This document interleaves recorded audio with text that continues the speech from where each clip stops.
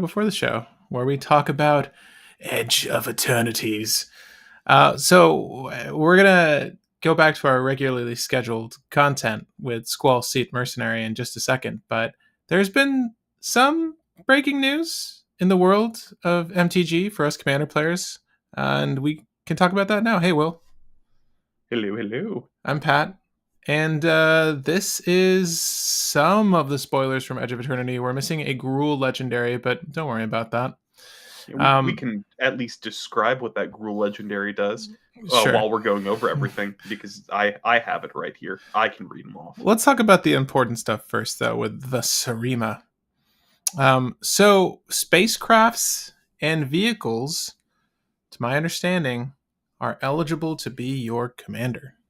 Once this set comes out, so it's not Once, legal yet. yeah. You can't play that Jackdaw in your command zone in your next cEDH tournament. You gotta wait. You sure I can't do it now? No, you gotta wait. Damn. Okay, well, at least we can brew for these lists beforehand. But the Sarima, to give you a little taste of what's to come, if you do elect to use this as your commander, it's really weird to say that, it not being a planeswalker with some effect and or creature. It's 3 mana, no stats until it's stationed. Then it'll have 5/5 worth of stats. When at ETB, search your library for a legendary creature card, reveal it, and put it to your hand, then shuffle. That's probably the most important part of this card. However, if and when it is a spacecraft creature, other tapped legendary creatures you control have indestructible. Yeah. So if they worked on Did you just crewing go over this, what station does? yeah, let's go over that reminder text. Tap another creature you control, put charge counters equal to its power on this spacecraft. Stations are only sorcery speed, much like crewing. I said crew, I meant station. It's an artifact creature at 7 plus, which is to say, if I tapped a creature that had 4 power and I tap it the following turn, it will have effectively given this 8 charge counters. 8 charge counters, and it would be a 5/5 flying creature. And then you could do stuff with it. Well, 7 or more. It Yeah, just 7 needs to plus. at least have 7. 7 plus, y'all. So, what do you think about this? This is secret commanderception. Like, you just play all of the legendary white creatures that are Yeah. either really good standalone commanders or are like good flicker effects.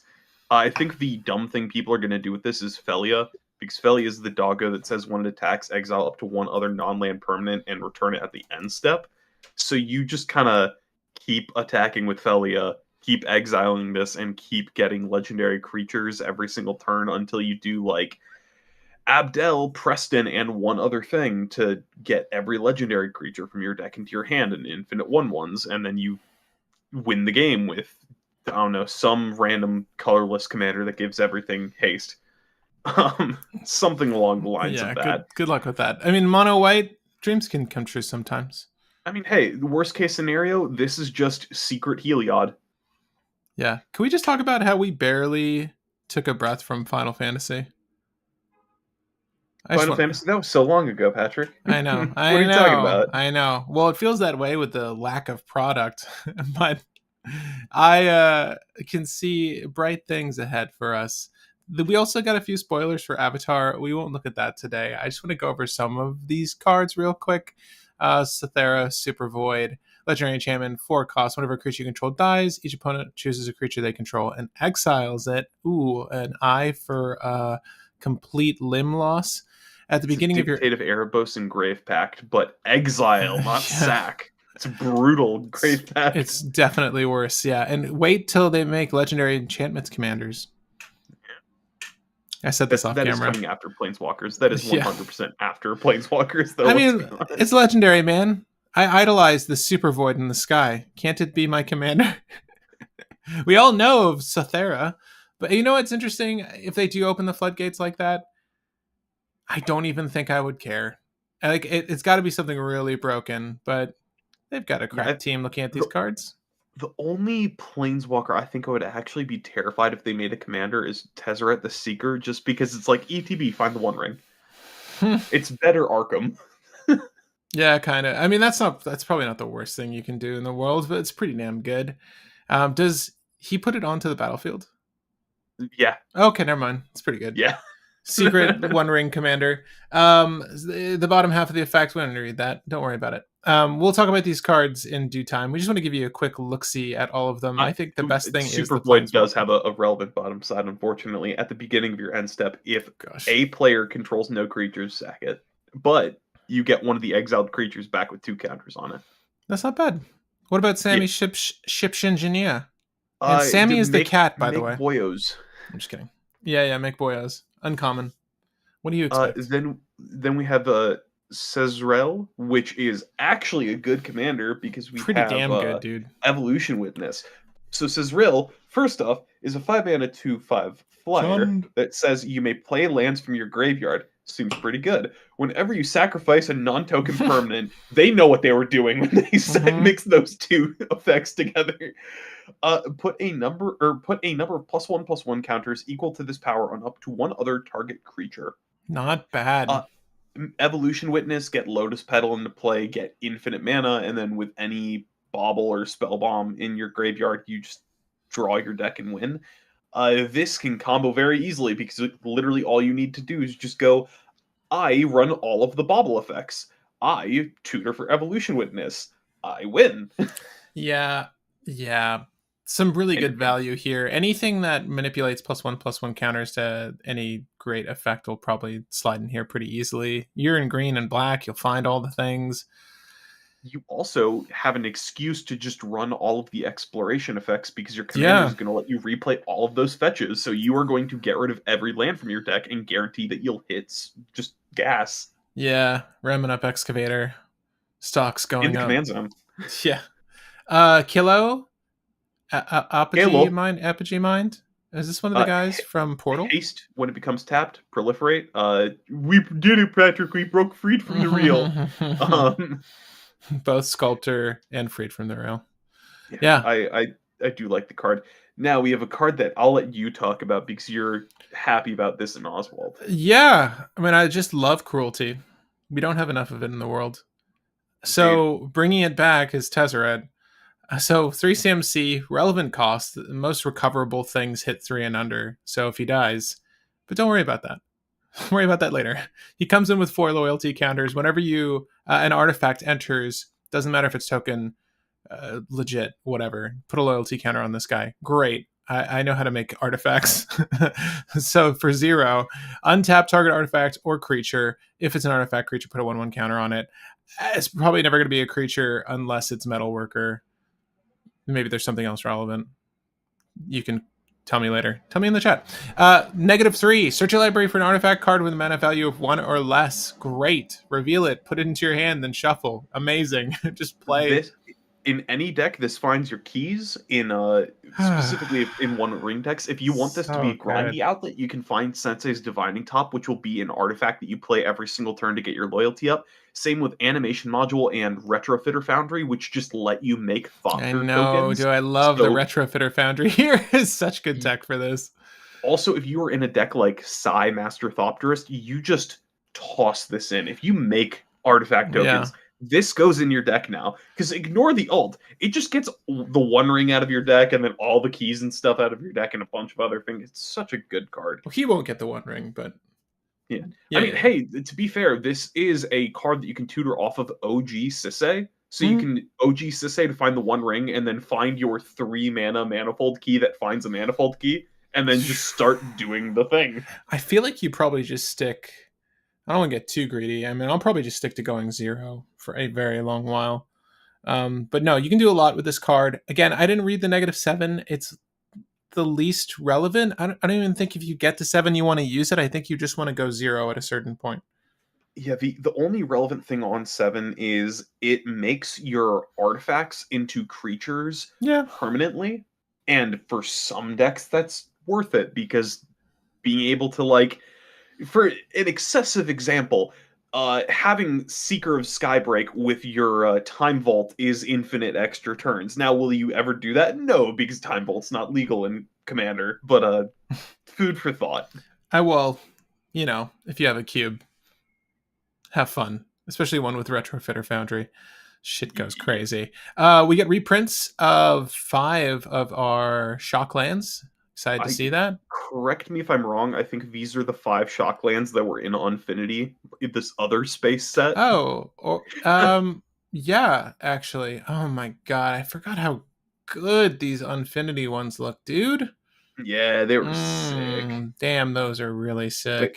are these do these all reference the Unfinity art? They They might, do. Hold yeah. up. Hold on. Yes, they do. All of these look like they reference them in some way, shape, or form. Right. I feel like the Unfinity set is the It before. inspired it. Well, Yeah, it's like different angles. So it's a Unfinity looks like it's either a zoomed in or zoomed out version, depending on how you view it. Like Godless Shrine, it's just the black hole in the Unfinity one. The Stomping Ground, it's the meteors Hmm. dropping down onto the planet. And we see the eruption on the new one.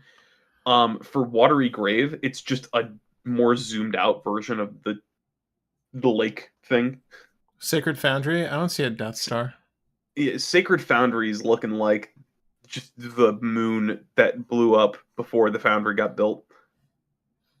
You know, What is that called? It's a like not strip mining. There's an actual sci-fi term for when you strip mine a whole planet to build stuff. Terraform.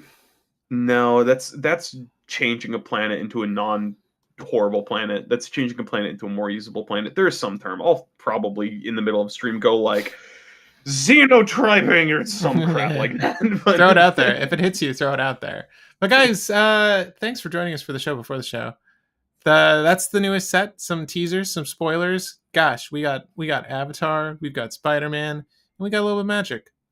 And today we're gonna talk about Final Fantasy. It's all good fun for me, really. Did we get any cool vehicles from this set, as a matter of fact, while I'm thinking about it? yes, we got one, and it's the mono black one that just keeps Oh reviving yeah. things every single turn if you keep paying mana. Get ready. Potential That's gonna be commander. commander. Just casually keep reviving the most annoying thing you can think of. So all the way from Final Fantasy VIII in your PS1, Squall, SeeD Mercenary. 2 generic, Orzhov, Human Knight Mercenary, 3/4 body. He has Rough Divide, one of his limit breaks, not what he's thinking about doing right now. Whenever a creature you control attacks alone, it gains double strike until end of turn. Well, that's not too shabby. Man, I wish we had a creature that, whenever Squall deals combat damage to a player, return target permanent card with mana value 3 or less from your graveyard to the battlefield.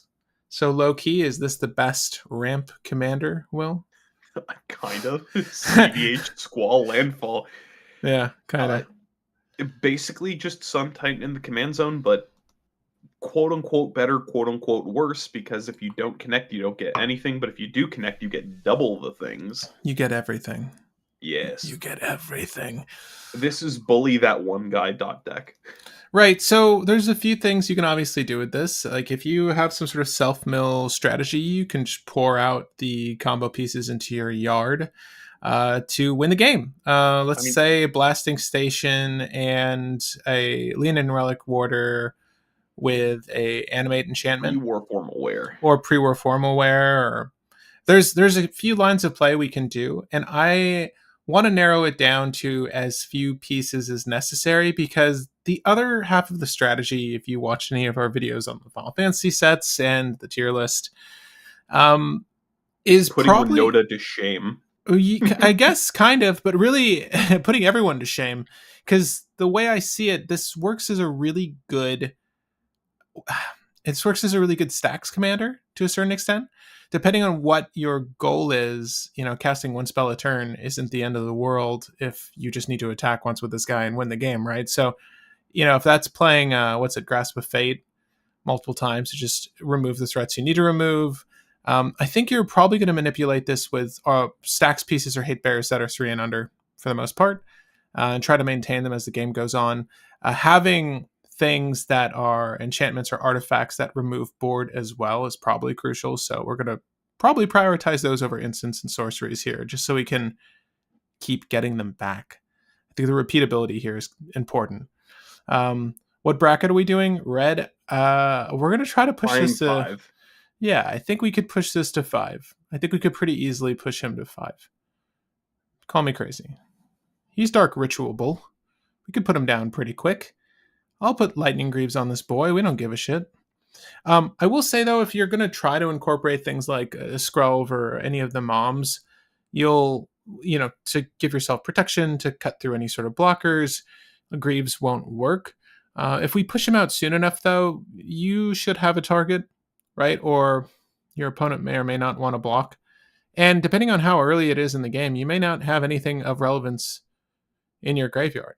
But Entomb and Unmarked Grave both work at instant speed. Unmarked Grave is sorcery or instant? Sorcery. Well, at least Entomb works at instant speed. That I most immediately think Buried Alive and Touch the Spirit Realm. Yeah, Touch the Spirit Realm will be a good... it's already a good card, but obviously it's doubly good here. Anything with Channel, I guess that's a permanent. I mean, if we want to get fancy, we also have Dothy Voidwalker as just a way to keep yoinking the best thing every single turn while keeping up a Dothy Voidwalker. Yeah, it's actually kind of nasty in this deck. If only he could give Shadow to his friends. At any rate, he's unblockable. We have the Dothy Voidwalker attack with double strike. Yeah! So that's Squall, SeeD, Mercenary in a nutshell. Let's just go over our combo pieces first, I think. Do we want any self-mill in this list? Obviously, you mentioned Buried Alive. What is a creature line of play that just wins the game on the spot?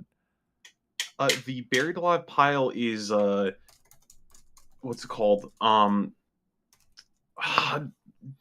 Soul Trader. Warren Soul Trader. Yeah, so it's Warren. I literally have it on my screen accidentally. I just scrolled into it. Warren Soul Trader, Blood Artist, and then either Forsaken Miner or Gravecrawler. That's the Buried Alive pile. Do you have a preference here? I guess Gravecrawler is better. Yeah, there's really... Let's see, the Forsaken Miner has other combo lines, but the Gravecrawler also potentially has other combo lines. The question is, like, do we care to run the other combo lines? I think the Forsaken Miner is probably safer, because if somebody tries killing Warren Soul Trader, theoretically, we can we can commit a crime and then get Forsaken Miner back immediately at instant speed. So technically safer, but it really doesn't matter. I'll throw Forsaken Miner in there for now. Do you want both or just one? We could do both. It's probably just Forsaken Miner is fine, but we can have the Gravecrawler as a backup. I'll keep Gravecrawler on the side. Also, don't mind our land base for now. It will likely change. It's a dusty one from an Orzhov list we did a while ago, just to get us started. Okay, so we have Forsaken Miner in this. We've got our two other Buried Alive targets. I mentioned a line of play there, Lean and Relic Warder. We can do this, obviously. Lean and Relic Warder. Is there a better way of killing our opponents apart from Blasting Station? Or do we like Blasting Station? Well, the Blood Artist one is the other direct one. Blasting Station is probably the best in our colors, but if we have Blood Artist in the deck, any sack outlet should also be able to get there, so...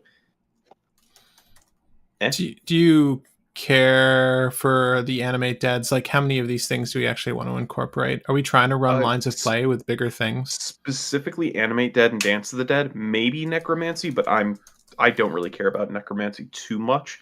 But we want the Animate Dead and Dance of the Dead because they can be reanimated with Squall to get back something like Razaketh or Sun Titan off of Squall. Right, I'm wondering how many big bomby things do we even want to incorporate? And yeah, I'm with you on Ranger Captain of Eos, for sure. And any self-sacrificing thing that's 3 and under. Maybe Boromir. That's... Actually, how does Boromir read? It's like ETB makes something of the Ring Bearer sack to protect a thing. It's your opponents cannot... cast a spell, when an opponent casts a spell, if no mana was spent to cast it, counter that spell. So it's a one-sided Vexing Bauble, and then sacrifice, target creature becomes indestructible until the end of the turn. The ring tempts you. So the ring tempting you does give a thing Skulk and better Death Touch. Oh, Which oh, oh, actually, oh, hold oh, oh, on. oh, oh, oh, oh, oh. Does it give it Becomes scope? blocked by Yeah. creature. That creature's controller sacrifices it at the end of combat. So not better death touch in our very specific scenario, but giving Skulk can be good. And then is on damage draw.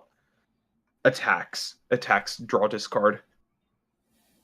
Oh, but when the equipped creature deals combat damage, you bolt everybody except for you. So that's going to be a total of 18 damage off of Squall connecting. It's not bad.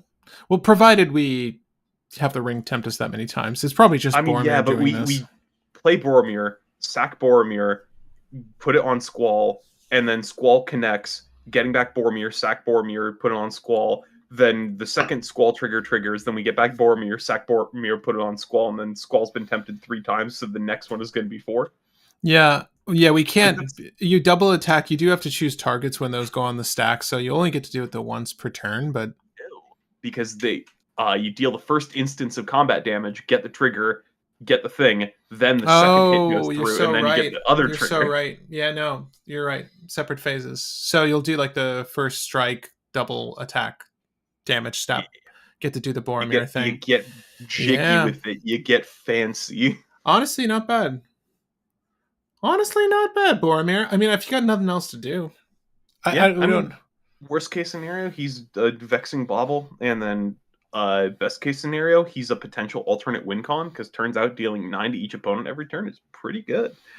What Sorry, other? 12 to that one guy, or sorry, not 12. That would be 15 to that one guy that we target out first. You know, it's funny. We don't even really need blasting station with like a blood artist effect, do we? Yeah. Well, it's blasting station is our way to sacrifice. So that's the question: is do we need the sacrifice Well, or not? I mean, Leon in Relic Order just does that himself, right? Provided we're not on With pre-war. animate dead, yes, but with form aware, no. But we probably don't need form aware. So yeah, I think just doing the animate and I then blasting honestly, station is we good. should just put another blood artist effect, like a Zulaport Cutthroat or something. I'm happy with just like life loss instead, and Uh, then Specifically not Zulaport Cutthroat because it's better to have oh no, the yeah, yeah, target. yeah. What's the other one?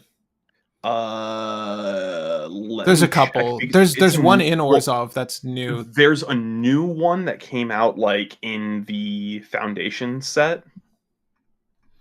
Let me freaking Scryfall being slow. Do you like Timna in this deck? Timna?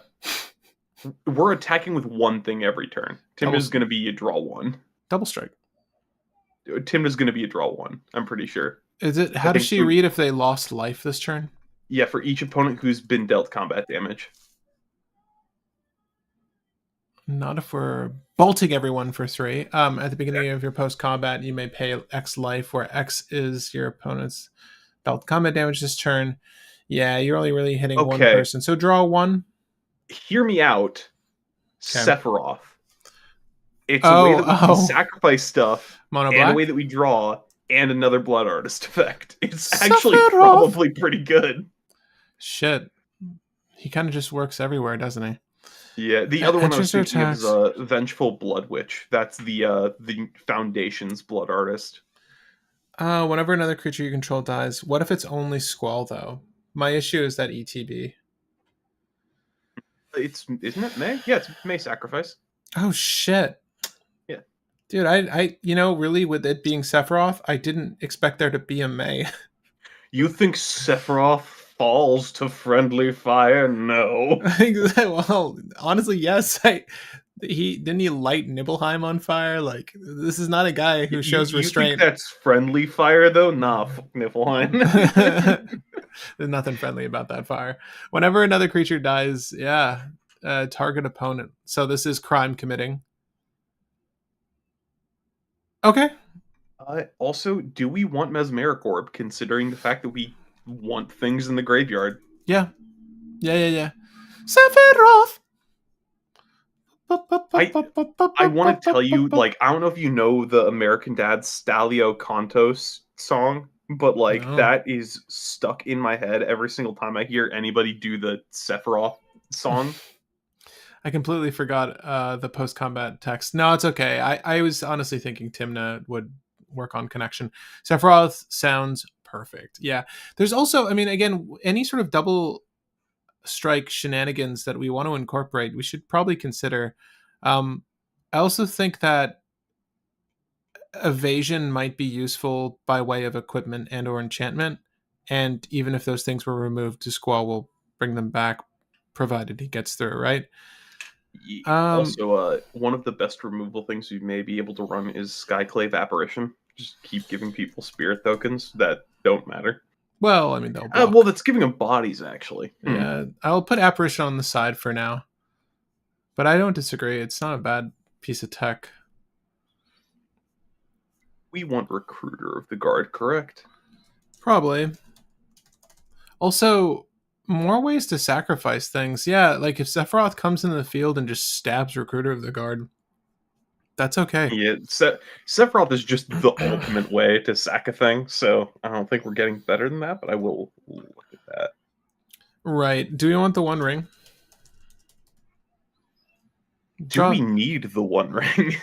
I mean, this deck is gonna It's a be very slow, grindy slow-ish. deck, but I feel like, do we ever? Because we're running Rule of Law, like we're running all of the Rule of Law effects eventually. Do we care if we have a ton of things in hand? Like, Well, we need to this discard is down to hand size, Will. We need to discard. What if we discard the true. thing we want to Yeah. reanimate? Also, we should probably run Phyrexian Altar just as a backup for our currently existing combo, Wait, sorry. and just as another thing to sack stuff. Oh, yeah. Phyrexian Altar is a great solution as opposed to. Okay, so we have two outlets and we have two ways to generate mana, but we don't have two. We only have the miner. Well, actually, that's Forsaken Miner's a good reason why we're not running Gravecaller, because it's better with the Phyrexian Altar backup line. Question for both a way to sack stuff and a way to fill our graveyard. Altar of Dementia. I was just thinking about that when you mentioned Altar. Like, so, I mean, honestly, if we have the Leonin line and Altar of Dementia out, don't we just like set up game? Yeah, You, that just gets there. You kind of just set up the game for yourself. Oh, Patrick.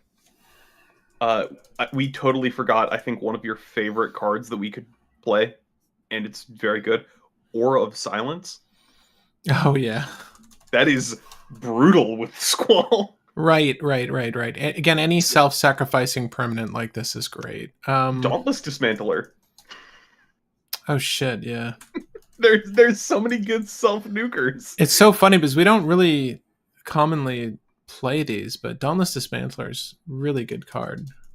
Seal of Cleansing is probably good enough. It's yeah. I like the seal. Yeah. I like the seal. War of Silence, but without the fun tax part. What's the black seal do? Seal of Stupidity or something like that. If I remember correctly, it's kill a non-black creature. Hey, there's your evasion. How about Commander's Plate? Provides protection. The only downside is that you need to pay 3 to equip. Yeah, that is kind of steep, isn't it? I mean, if we ran Cloud, wait, that didn't really help. What do we run Cloud? Too bad though. Like, you like it enough? Yeah. Okay, hold on. What creature types are Squall? I'm looking at Pyre of Heroes, and I'm wondering if we have a dumb thing. We don't, but I'm wondering. No. I like that. I like that. Do we want Cloud or any of the tutor from your deck? I think Stoneforge is better than Cloud, but I don't think we want Stoneforge either. You don't think you want Stoneforge either. It's repeatable, bruh. You can get Skull Clamp. You can get Skull Clamp, and then you can use Squall to bring back Cloud and get something else. What equipment line can we go for off of that? I mean, do you just hate Sword of Feast and Famine, or what? We hit Cloud, Skull Clamp Cloud, re-get Cloud back, finding, let's say, pre-war formal wear so that we can sack Cloud to Skull Clamp again and this time find 2 equipment off of Cloud. That's redundant because we're already getting infinite equipment off of Cloud.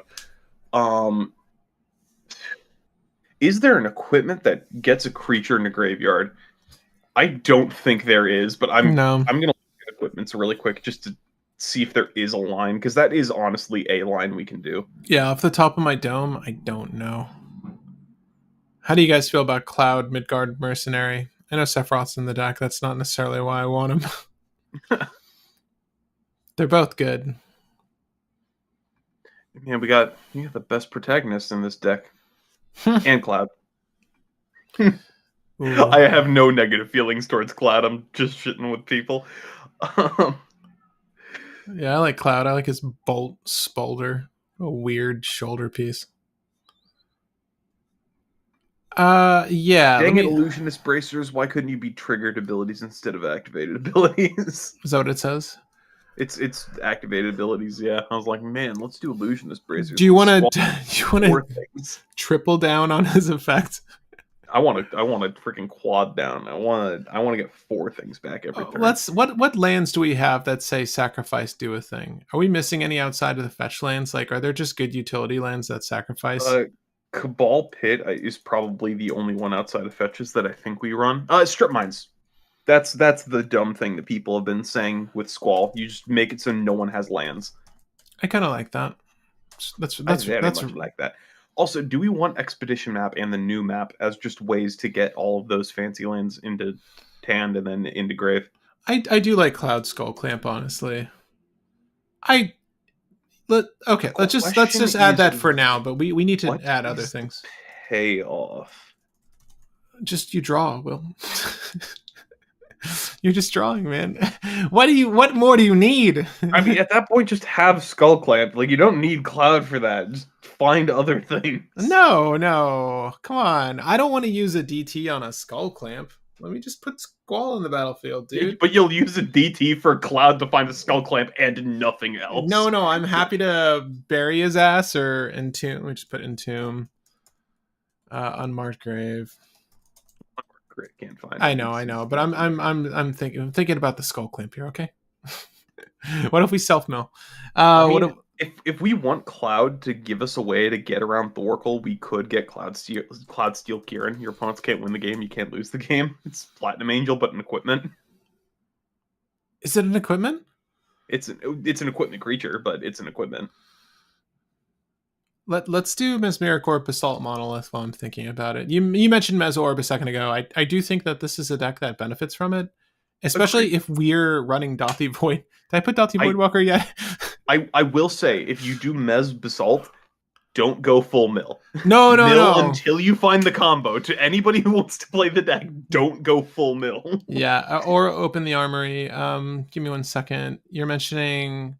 Oh, do I not have Urza's Saga in here? As a matter of fact, I don't think I've given you guys the list yet, so let me fix that. But Urza's Saga... We don't have Urza's Saga in this land base. So, yeah, we should run Urza's Saga. I can't find another equipment that searches. I'll look up lands that sacrifice for you, though, Patrick. I mean, like Emergence Zone is a good one, but we don't need that. Yeah. I mean, to be fair, it lets us play stuff on other. Honestly, City of Traders is great. Actually, that's probably one of the best ones. City of Traders just goes away. We bring it back. Well, actually, it's funnily enough, City of Traders is never going away because we're never playing a land. We're just bringing them back. Wait. Well, wait. How does this read? Whenever you play, landfall. It is when you play. No, it's not enter. It's. I mean, well, look, you never want to play land per turn. I guess you don't necessarily have to. Either way, I like City of Traders. You discard it to hand size. That's the entire point of having lands in hand. I am sending you guys the list. Obviously, if you want to keep brewing this list, you can use this as a blueprint. Never consider these lists done after we're done brewing, because there's always more to do with these decks. But yes, if you're just hopping in now, we are making a bracket 5 Squall SeeD Mercenary. It is going to be yes, we're going to run stacks, but I do think we're going to run rituals to put Squall in the battlefield quicker. I do think like a Yeah, Dark Writ because wouldn't be bad. if we just go like fetch land on one turn, fetch land again on the next turn into Dark Rit into Squall, like we're happy with that because that just fixes all of our mana problems. Could we prioritize things that read, sacrifice as additional cost sacrifice with the knowledge that Squall could potentially bring it back? Like, are there game changing effects? No, but you know Not what is a really. game changing effect? That one demon that says pay 2 life, surveil 2. Shit, yeah. Actually, wait. What's his name again? Wait, I I have know who no you're idea. talking. I know who you're talking about though. Surveil 2, demon. Come on, search Doom Whisper. Yeah, Doom Whisper. Yeah. Is Also, this do you just entomb reanimate this and try to go for it? You yeah, yeah, that is our Razaketh for this deck. ooh We also ooh theoretically could just run Razaketh, but we can unmark grave this. So bruh bruh. There's an excellent secret lair for this.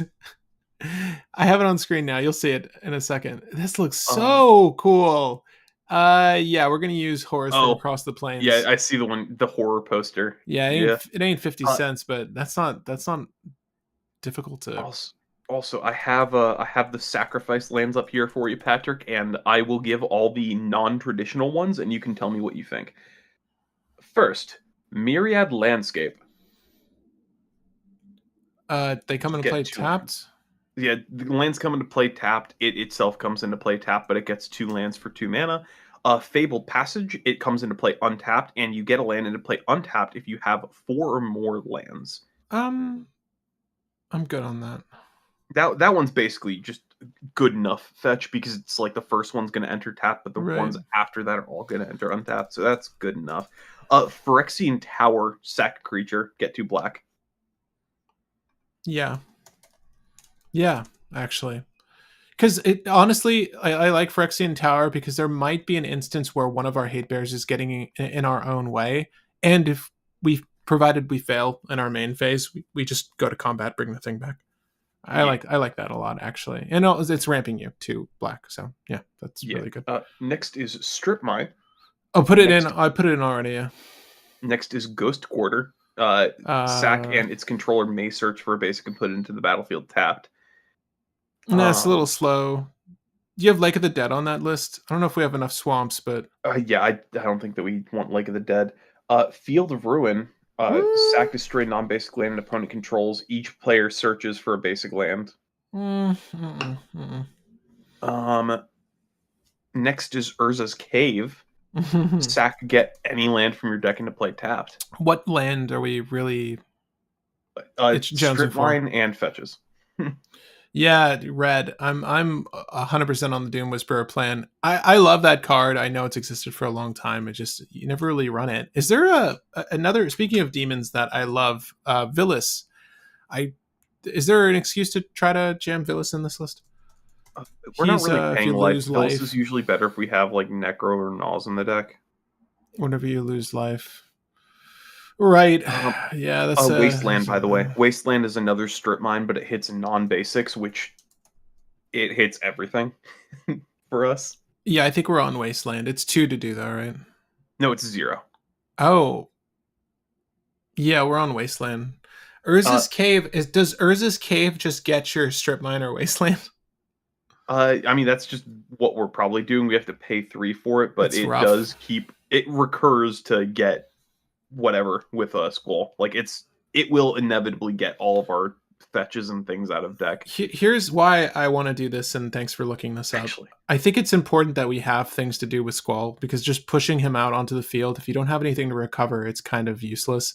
This is 3 to do though. That's right. So it's like even if you play him on curve, you're not going to do this more than the once, yeah. likely. But you know what we will want to probably do multiple times? Blast Zone. Just keep choosing different numbers and blowing everything up over and over and over You again. have to put mana in the right blast zone to get the Yeah, but effect, we're but getting mana because Squall's that good. well, I mean, I frankly, you're ramping so hard early on. If you have nothing better to do, really, that Yeah. when you get to blast zone, yeah, you kind of just eliminate threats with that. Again, I'm a little nervous about having too many generic producing lands, but let's put blast zone in for now. Well, if you're so scared of generic producing lands, how about silent clearing? I You have can, silent clear. I have silent clear in the deck. yeah, Yeah. Draw a card, right? I mean, that's good. I like that effect. Yeah, no, silent clearing's great. Any other destroy land effects? I think you hit the two good ones. yeah. The only other one I think that exists is Dust Bowl, and it's pay 3, tap it, sack a No, land, and then you destroy a non-basic, I believe. no, we don't need that. What about those Uh, lands that come into play, sacrifice a land, and they tap for like 3 generic or like we Lotus? probably don't need those, but we Uh, could. But we're already ramping so hard that I don't think we need them. is it Lotus Veil? Is it Lotus? The one that It's taps Lotus for. Veil and Lotus Field, I believe, are the two. Yeah. We also have Um, Cabal Pit. It taps for a black and you lose a life. Threshold, you can pay a black, tap it, crack it, and then give something -2, -2. I'm sorry. That's Which ones just do you land that want? becomes a kill spell. Which one do you want? I'm sorry. Cabal Pit. Oh, yeah. No, I like Cabal Pit. Actually, it's -2/-2. It's hangs around till the end of turn. So if you crack it and bring it back, you can punch much higher with that.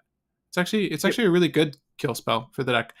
Shadowy Backstreet. I will look that up, but I believe it's a Orzhov land. It's Surveil comes into play tapped. This is a murders That's the land. Surveil fetch, right? Or the Huh. Surveil duel. Yeah, I honestly don't hate it. I actually don't mind it because like if we're playing stacks, then I don't mind one of my lands coming into play tapped. Yeah. You just want to start with it.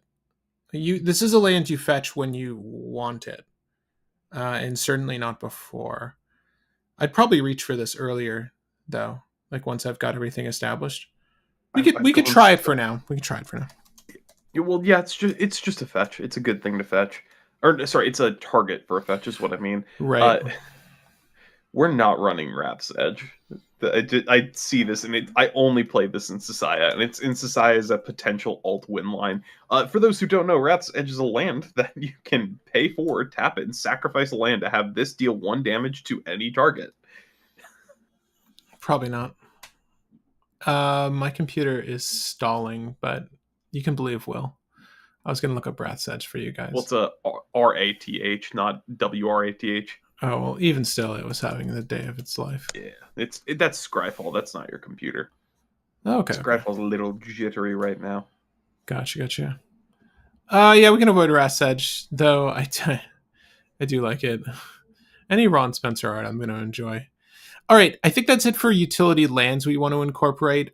We are looking for more self-sacrificing utilities. We've incorporated some really good ones. Obviously, Uh, two were suggested: Ranger Captain, Boromir, Will, Dauntless Dismantler, a handful. Westfold Rider. West. I keep forgetting this card exists. It's a 2 mana 3/1 that says sack this, destroy target artifact or enchantment at Hell sorcery speed. yeah. Yeah. This is almost like a micro caustic caterpillar. Caustic is technically 3 to do, but you can do it at any time if I'm not mistaken. This was nice when we got it. What's the other one? I always forget the Oh, might. Or is the might uh, in green? The might is green. That's Mites it. Mites in Green. You know what I just realized is a really good card that we probably should run? The Fleshbag Marauder style cards, because with Squall we stack it so that they Ooh. always you enter, sack it, and then everybody else sacks something. Then you get it back again, and it enters and it sacks, and everybody sacks something. There's a lot of good Fleshbag Marauders and Ooh, Fleshbag can you Bolts. give me the? Are their texts relatively the same? Give me the keywords so we can just look at them Pretty much together. all of them are the exact same, but I can quickly find them very quickly. Enters the Plague Crafter, battlefield. which is everybody sacrifices a creature or planeswalker, and people who can't discard a card. We have a Cursed Marauder, which Sorry, is the you 2 mana said one. plague marauder, Plague Crafter. plague crafter. You're Sorry. Is it one word? what pet? Yeah, it's 1 word. What, Okay. Patrick? You don't know these 3 mana things that people usually only use in casual? Come on. I'm not gonna lie, I don't. A Cursed Marauder. That's the 2 mana flesh bag. Cathar Commando has flash. Pay 1. Sack to destroy artifact or enchantment. How do you feel about Cathar? It is also a good one, which I do like because it's not sorcery speed, so we can like stack it. See, what I'm looking for is getting the full package so that we can just make it so no one has non-land permanents in play, and then we just get strip mine. Oof. Yeah. Let's see I here. honestly don't think we need combos in Squall. I think just endless suffering is how we win the game. Yeah, I'm honestly down for that. Wow, I don't understand. My keywords are not working. Enters the battlefield sacrifice creature. Are these not the words I should be looking up? It's fine. You can keep handing them to Yeah, me. I just want a visual for you guys at home. But yeah. I have Playcrafter, Westfold, Rider for now. We might lose one of these, but Playcrafter, a cursed marauder. Accursed Marauder. Okay. Return the slab. Oh, suffer the consequences. Okay. He's from Run Monster me my Hunter 3. slab. Run me my slab. What? How many of these do we want to incorporate? Honestly, I like as many as we can because this is actually a deck that abuses the utter crap out of them. Flush. Because it gets rid of blockers and it just nukes people's boards. Finding one is just really good. You want the flesh bag? I like the flesh bag. I'm gonna see if I can find one of the ones that does more than just flesh bag, but I like flesh bag. Which flesh bag do you like the best? Just the OG big boy flesh bag? Yeah, Merciless Executioner is just another flesh bag, except it's an orc instead of a zombie. I like zombie Merciless. more than orc. Well, we don't have Honestly, do we Gravecrawler. need Westfold and Cathar, considering that we already have like two things that do the same with the Aura of Silence? Demon's Disciple? Maybe. Um, we'll remove them when the time comes. Will I think is the bottom Scrapnel's line. killing me right now. Enters the battlefield. Each player sacrifices a creature or planeswalker. Did you say Demon's Disciple already? I did not. He's kind of expansive. I'm not gonna lie. And I What's the do. CMC? He's Oh, there's 3. three. Oh, Yeah, he's yeah. the Well, same as he's he's yeah, the same as Fleshbag. He's better than Fleshbag. We can take he's out Fleshbag and put in well, demons. well, not yet. Well, we'll put both in. We'll put both in for Yeah, now. yeah. Anything else, or you're scried out? Uh, hmm. If we want another reanimate effect like Animate Dead, we can Mm-hmm. put in Priest of the Fell Rites. Tap, pay 3 life, sack this, return target creature card from your graveyard to your battlefield at sorcery speed. We probably don't need that. Most of our stuff is going to be accessible. So, in all honesty, no, I don't think we need that. Probably not. I'm not even seeing it. So, we can talk about stacks in just a second. We're really just going for utilities now. I don't even. Is it weird of me to say this? I don't know how many instants or sorceries we need outside of the tutors, and maybe like a handful of removal. Like the 1 mana and free removal things. Yeah, Yeah, because I kind of just want it to be repeatable. Like I kind of want to. I really want to get Mesmeric Orb down so I can just dump we're my. going full Winota. Yeah, yeah, We're yeah. just we don't need interaction. We just need a board. Yeah, pretty much. Yeah, I legitimately. Are we missing any self mill effects that are valid? Like we've got Mesorb is like the best, I would say. Altar of Stitcher Dementia. supplier, Does Stitcher's? Yeah, ETB and LTB mill 3. yeah. I like Stitcher Supplier. Do we want Altar of Dementia? Yeah, I like altar.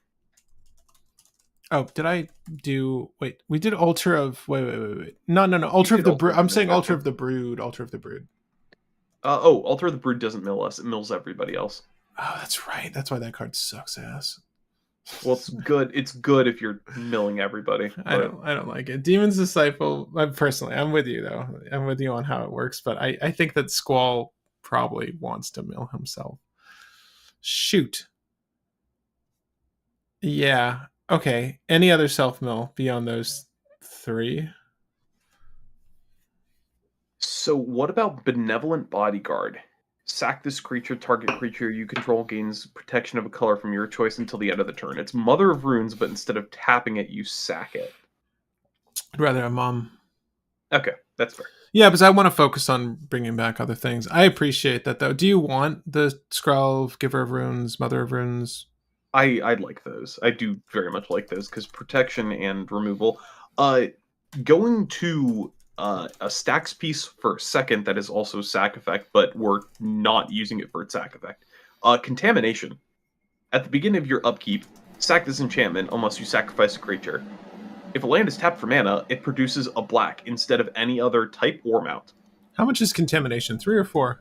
3, which is why we can sack it on our upkeep, pay whatever we want to pay, and then get it back with Squall to make it so no one can do anything on their turns. Ooh. It's the Sun Titan combo. There's one. What is it called? Solemnity. Solemnity is spice that no one ever runs. It is a 2-mana enchantment. Destroy all artifacts and enchantments on your upkeep. You just keep getting it back with Squall. Right. But with Solemnity, does that really hurt us? Wait, no, not Solemnity. Oh, sorry, no. Solemnity's the no It's counter one. yeah. Card I kind of like. It's called Dark Deal. Dark Deal is the wheel effect, pseudo wheel effect. Yeah, Dark Deal's the wheel. Dark Deal's the wheel. I like it too. I get what you're trying to do here. You want to dump your hand. I think if we just have ways to discard cards from ourselves, that wouldn't be a bad idea either. Not necessarily. Unfortunately, wheeling. Weirdly Black does not have a ton of discard effects. There's some that you. Well. Yeah, I get what you're saying. It doesn't have a ton of great discard effects. Yeah, the Surveil Demon is our best way to dump with a creature from our top of deck. I'm not sold on Dark Deal. I'll put it on the side for now, but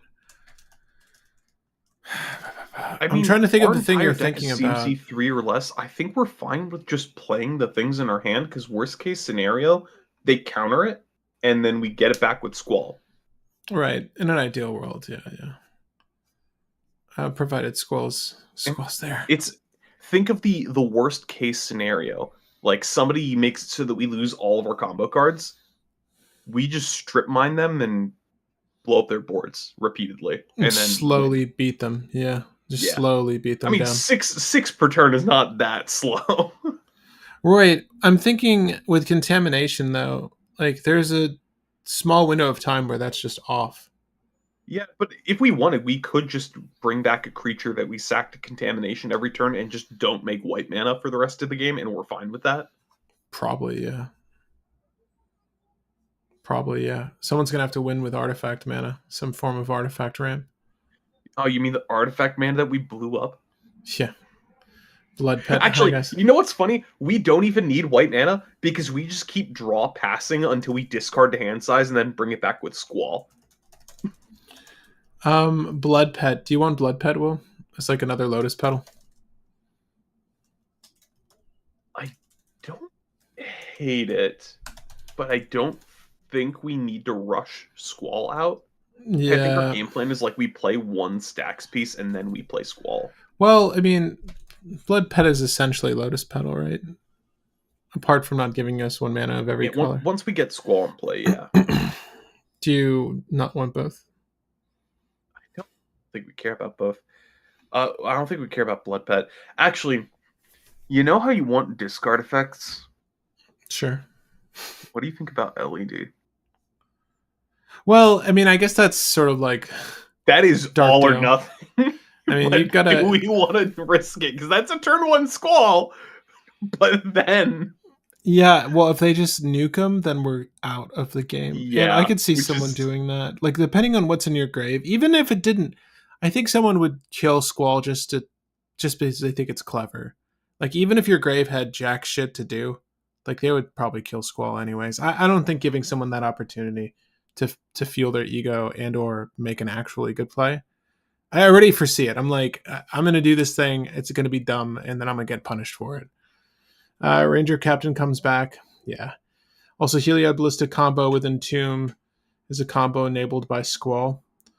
No, because Ballista comes back and instant dies. How do you mean with Entomb? Maybe they mean like you just have Ballista in hand, or Are they talking? No, not Ranger Captain, because Ranger doesn't find Heliod. No. Uh, You could bring back the Heliod though, and then if you just have Ballista in yes, hand, yeah, for sure. Did we see Aang? yes. Pretty dope. No comment on Aang until I find out what the bendings Firebending are. and But airbending. Yeah, yeah. good. Aang good. Aang looks good. I mean, on paper, it's everything I think anyone could have hoped for. You get to do 5-color Oh, Aang stuff. Hell yeah. Yeah, we're building this as a stacks commander. We're just trying to get all of our utilities out of the way first. And then actually, we're no, I was gonna gonna say fun go card in. to bring up, but it's honestly redundant and bad. I was gonna say Gate to Phyrexia, the 2-mana black enchantment that Yeah. says on your upkeep you can sack a creature to destroy an artifact. Yeah. Well, if that creature's Fleshback Marauder. We never have a Fleshback Marauder on board. Not for long, no. All right, well, is that it for utilities? Do you want to just add our interaction? Yeah, I think let's add in some stacks and then we can do interaction after that, Oh, like did we stack mammoth. do I think sorry. this is an interaction last deck. Yeah, no, I get that. I get that. Did we add Touch the Spirit Realm? I do think that's good utility. I do like that Yeah, suggestion. I don't know if we added it, but the No, fact I that you can. just discard it and then immediately bring it back is not bad. No, it's good. Do you want Grasp of Fate or anything like that in this list? Um, grass. No, we want to get rid of things permanently, Permanence. not temper move stuff. I like Touch of the Spirit Realm just because it's not interactable. Ripples of the Undead could be good as well. Right. I'm gonna save this out. If you guys want to check what's currently in the list, you can check the link in the description now. But we've been going through a. Oh, sorry. We have to ask the question: can this deck outpace Xenos? Xenos. What are you talking about? I'm just going to constantly be bringing up Xenos. That is going to be my bit for a while. Ripples of the Undead. I don't know if is that the name of the card precisely. I'm not getting it to come up on Scryfall. Let's see if my Scryfall's working faster. Oh, Ripples of Oh, Undeath. of Undeath. Excuse Yes, me. on your first main phase, mill 3, and you can pay 1 and 3 life to put one of the cards from among them into your hand. Oh! I forgot this card existed. This is one cool piece of tech, dude. Yeah, that's fine. It's basically a draw 3 in our deck. I mean, yeah. And frankly, cards in our grave are better than in our hand with this list. Yeah, this is great. No, Ripples of Undeath is great. Thank you. Yeah. A card in the grave is worth 2 in the hand. Well, literally, with the ripples. Thank you. Yeah, ripples. I'm all about ripples. I'm a big fan of ripples. Does Tiny Bones make us discard a card as well, or no? It's just if we. No. Never mind. Isn't Patrick there? with Tiny Bones. I know. I'm dead name him like that. Sorry, bruh. I need something that says each turn we all discard a card. What is that called? Oh. Well, no, I don't want that. Bottomless Pit. Bottomless Pit. What is it? Anvil of Bogarden or? That's everybody loots. Yeah, everybody poops. We don't want that. Bottomless Pit, though, I'm into. Am I wrong? Wait, Necrogen Mist? Necrogen Mist is the other one, yeah. Um, You also have Oppression whenever a player casts a spell, they discard a card.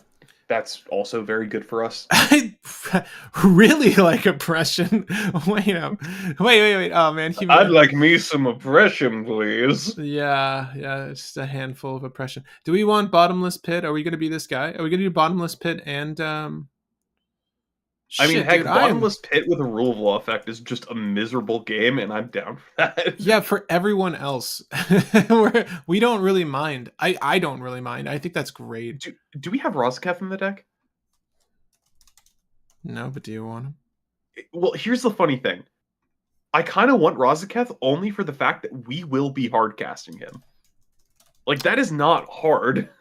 No, not if we ramp enough. Overlord of the Baelmerk. Not a wolf. What is this? Tovlar Dire Overlord. What is this? Okay, sorry. Overlord of the Baelmerk. When it enters or attacks mill 4 cards, you may return the non-avatar card of the creature. Overlord of the Belmerk will. I mean, this isn't something we can recover with a Squall. I like how you're acting like we just saw this for the first time, even though we I literally know. used this on last stream. I don't recall if it's good for this list though. The Mill 4 is pretty legit. If I just had to deal with this card today, Chains of Mephistopheles. Yeah, it's kind of a bitch, Yeah. so Yeah. do you want chains? Yeah, I like chains. God. Everyone's gonna squint at it. Dark Deal Alms Collector, let's go. Do you want Dark Deal in the deck? If we're doing chains and if we do like Alms Collector or other effects, sure. Even if we don't do Alms Collector, like No, I like chains Dark Deal is just a good way to end the game. Yeah, let's just do Dark Deal then. I'm happy with Dark Deal. I just had to deal with this. Yeah, I don't know about Overlord. Will, do you have any other opinions on this guy? I'm not an Overlord man's. Damn. Sorry, Mateus. Your batting average is good right now, though. We do need to add other relevant stacks, though, at this point. Oh, shit. Orcish Bowmasters. Let's just start there. Yeah, Orcish Bowmasters, Opposition Agent, Dranith. Let's just add in the ones everybody knows. Yeah, and then let's add in some of the other good ones that are going to fuck up the game. Archon of Emeria. Archon of Emeria. Do we want Eidolon the of Rhetoric? I was gonna say, do we want Eidolon of Rhetoric? Maybe like the two is fine. I want the hard rule of law effects, but I think we can also probably get away with Deafening silence. I don't like either Sworn Canonist only because everyone's running artifacts. Yeah, it doesn't do it quite enough. It doesn't do quite enough. I like it in Oswald when you expect someone's going to try to chain spells, but I rarely go for it. I think I took it out of that deck, actually. We had a whole bunch of like random white cards that became like pseudo stacks in recent sets. I'm gonna quickly go through like release, right? Like release, what's the Thrall? The Thrall Doorkeeper? Doorkeeper Thrall. Yeah, that one. I like Doorkeeper Thrall. Probably the best. Can I just say the best card from Murders at Karlov Manor?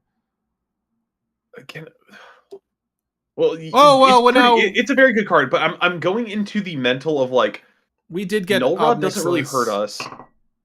Cursed Totem doesn't hurt us much, so we probably could run Null Rod and Cursed Totem, and then we can run the dragon as well. What's the do you want Null Rod and the Tarkir dragon? Null Rod and Cursed Totem. There aren't any creature equivalents other than said dragon.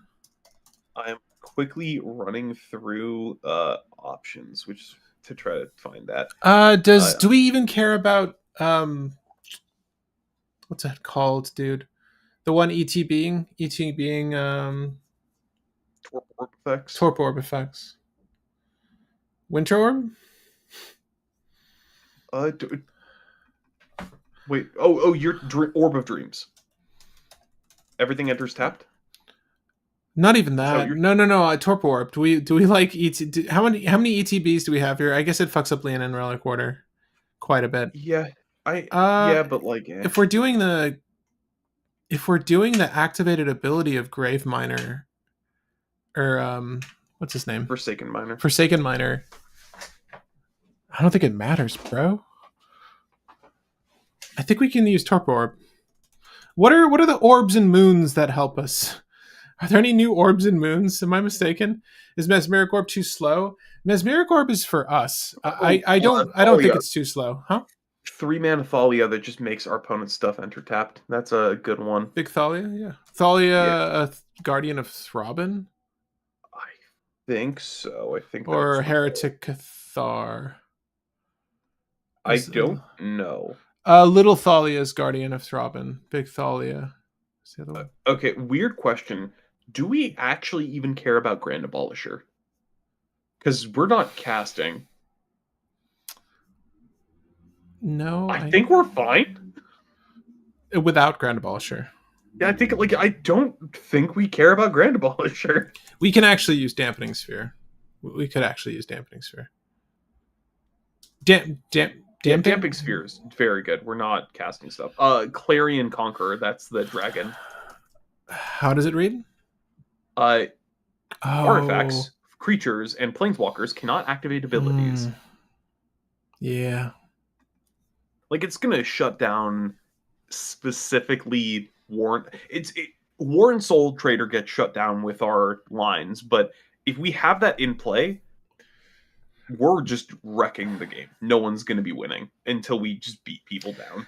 Um. So we've added some fun stacks. Will, is there more that you guys want that you think we should include? I do like Mesmeric Orb. I do like Damping Sphere. Isn't there a new moon that is a? Winterman. Should we run Winter Moon? I forget what it Uh, does. that's a non-basics. Don't untap except for one. Oh, that kind of fucks our day, doesn't it? I mean, does it? Eventually, we're fetching for basics. We need to incorporate more basics if we're going to do that, but we can go Winter Moon. I mean, do we care about mana? God, you're asking, do we Honest care? question. Do Yeah. we care about mana? Do we care about game? No, I mean yes and no, because if Like we we're have playing our one spell per turn and we're cheating things in. Like we need 3 mana a turn, and that's roughly it. if we have our self mill stuff, we can keep fueling Squall. Squall was sort of repurposing our shit anyways, so it's not like it's an issue. Trini Spheres probably one of the better spheres, isn't it? Oh, Yeah. what's the new one cost one? Because we don't have that many free spells. Vexing Bubble. Yeah, we could be on Vexing Bubble. I like Trinisphere only for the fact that if we're blowing up everybody's mana sources, that's just game. Trinisphere is a win con in this deck. Yeah, do we have enough removal for everything yet? We have infinite removal, Patrick. Yeah, but like Aura of Silence is your infinite? No, it's only one a turn. What mass removal do Well, we have for artifacts and enchantments? it's 2 per turn. We also have the what's it called? Dauntless Dismantler, which can hit multiple things. The thing is, like, we don't need to hit everything per turn. We just need to hit enough that Trinisphere is going to be doing work, and then Trinisphere eventually locks people out. God, I love Trinisphere, dude. Yeah, Trinisphere is very good in this deck. I really love Trinisphere. You guys have no idea. I think stacks, control and stacks and Magic the Gathering are probably my two favorite things to do. I don't do them often, but when I do, you feel so devious. OBM. I don't always play stacks, but when I do, I'm sphering Trinifly. Yes. You could sphere my Trini. Oh yeah, it's Heretic Cathar is the folly I was thinking of. Yeah, we got her in. What's OBM again? OBM? Orcish Bowmaster? I put that. Oh, I put yeah, her in. yeah. Braids, I am not as high on. It's good though. You're not wrong. Well, here's the thing with braids. We're getting a thing every turn that we can sack. So we're netting on braids and everybody else is netting down, and eventually people have to sack lands. Well, how about I raise you one further and say Smokestack? Honestly, yeah. Why don't we just do Smokestack? Agreed. Only because there's generally less options for a Smokestack. God, Okay. Secret Lair one, It's so fucking good. Sorry. This is going to sound like I'm crazy until you realize I'm not. Wishclaw Talisman, because we can Wishclaw for, what's it called? Aura of Silence, which blows up Wishclaw and lets us keep Wishclawing every single turn with Squall. Tanglewire is pretty dope. Tanglewire is pretty dope. Yeah, it's just a slowdown. I don't. Well, how does it work? It only taps things down based off the counter count. Yeah. Wishclaw Talisman, yeah, 100%. Yeah. I like Wishclaw Talisman. Well, we'd probably incorporate it anyways, to be honest. It's just a tutor, but also now it's a It's tutor a that really good tutor. use every turn. Yeah, well, we could do Seal of Cleansing as well to rip it if we don't have the mana for Aura of Silence, but Aura's way better. Aura's really good. Yeah. Okay, well, we're at 103 cards. We haven't really added our ramp or we're kind of there actually. I mean, we just need our tutors and our ramp at this point, and then like Tutor's ramp in like 5 to a 6 couple pieces of removal. Yeah. So let's do Soul Ring. We'll use Dark Ritual. I don't know that we need Cabal Ritual. We need to hit 4 mana. We don't need a lot of excess. No, but we will use Mox Diamond, Will use Chrome Mox. Which is there one that causes you to sacrifice a thing? No, there is no mock sacrifice. Well, diamond, No, but diamond is, I'm yeah. gonna discard, not Well, actually, I don't sacrifice. even mind diamond, dude. Like you just diamond it out, and then you. Well, I mean, that's a good way to get your lands back. Yeah. Let's do. I think I've got Lotus P in here. I don't know that it's. It's good enough. Worst case scenario, we're getting it back with Squall every turn. Is it crazy to incorporate Lion's Eye Diamond? Once we've got the game in our hands, then we just want If ramp. no one has turn one Squall removal, that will usually lead to us winning the game. Kind But of. If our if hand is just somebody nasty. does have turn one Squall removal, we're out. Do you run silence in this deck?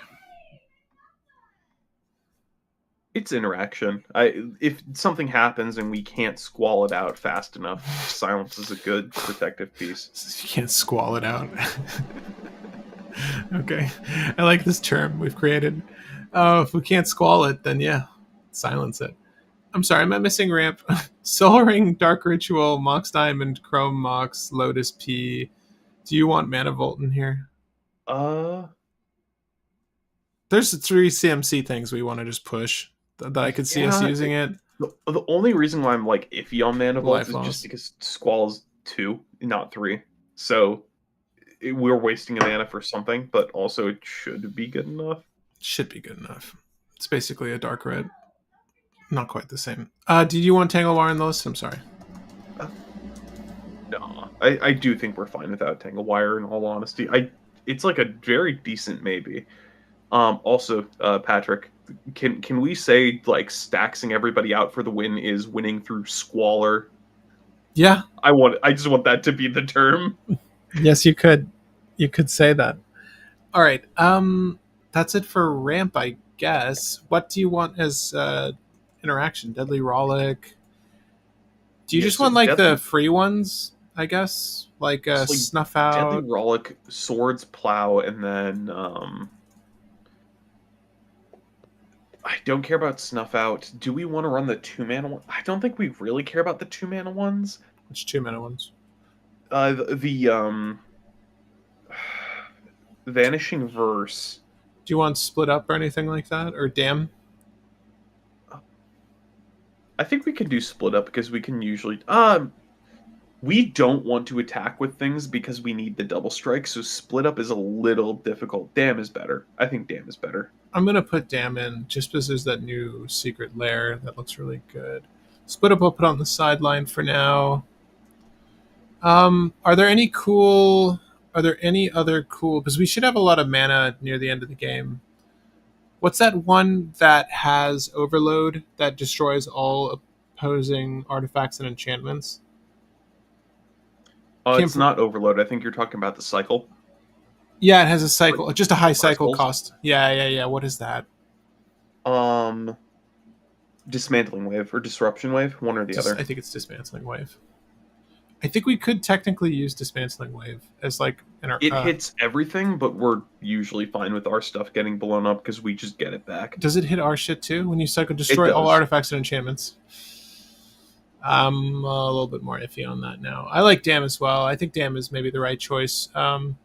Toxic Deluge doesn't even really hurt us that much. But... Winds of Abandon. Yeah, no, I like that was the line. Winds of Abaddon. What about the enchantment that exiles creatures based off of your smile? What's it called? It phases them out. Oh, Out of Time? It hits everything, though. It will phase out Squall. Dude. So many secret layers that just go over my head. I think you already put in Toxic, right? I did not, but this Winds of Abaddon is amazing. Do we need Toxic? I don't know. I don't know that. Board with Flush Bag every single turn. I think that is cut the wins, cut Toxic. We already board wipe constantly. Yeah.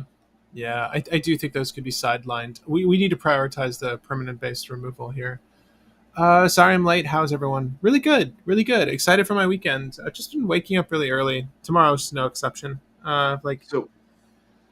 we're not using Grasp of Fate only because it's temporary removal. It's better to just hit like Aura of Silence and then just pop 2 things, or hit a Flesh Bag and just nuke everything. You want innocent blood. What is innocent blood? Oh, yeah, innocent blood. Each player sacrifices a creature. Honestly, not bad pre-Squall. Like, I really don't hate doing that.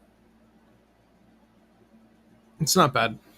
Better to have the 2 mana one because that's just safer. What's the 2 mana one called? The thing that we already have in there. It's the 2 mana Flesh Bag. Oh, okay. A Cursed Marauder. Cursed Marauder. Turn the slab. Right. Will, are we done with the deck? Let's take a bird's eye view. Tutors. Oh yeah, we might want tutors. We got to make room for them. Okay. Wait. Also, wait. Diabolic Tutor. Do we want Boots Greaves? Do we want Boots at least? Boots is probably a yes. The question is Greaves a yes? Do we have anything that wants to target Squall? Other than Mother of Runes, not really. But even if we have Mother of Runes, we just do the shuffle, and then we're good. So, Lightning Greaves. Yep. Lightning Greaves and Boots should be fine. Right, because like if they have removal, at that point they need to like waste it on Mother, and it's like, okay, well I'm glad you got rid of that just to stop me from equipping her. And then if they try to do it while we're switching the Greaves back to Squall, then we just, she has haste, just give Squall the protection. All right, what the hell are the boots called? Swiftfoot and Lightning? Jesus, I never remember Swiftfoot boots, dude. I only remember the bunny art I have. I don't remember the actual card. Oh, Patrick, I pulled Avatar of Air Sketch Curio. Oh shit. Is that expensive? I feel like that's expensive. I have a bunch of sorcery cards I don't need, sadly. I need to sell them or trade them at some point. Likely trade. I have a box that likely has a Philosopher's Stone in it as well, because the case I have 2 Philosopher's Stones from the same case, and apparently like when they make those batches, those boxes have a high likelihood of just all having Philosopher's Stones, which happened to be the case because I again pulled 2. I don't even know where they are. They're somewhere in this room. I need to find them. They're very expensive cards, Will. I do need to sell or trade that stuff because like I gotta put money towards my TCGs. 1,000-ish? Well, double congrats, honestly, on the victory with Rao and the pull. Hell yeah, that's ridiculous. Sorry. Equipment. Do we want like any swords or things that say on damage do additional effects? Like I like the swords because they give you a little bit of evasion, but it's like they're expensive.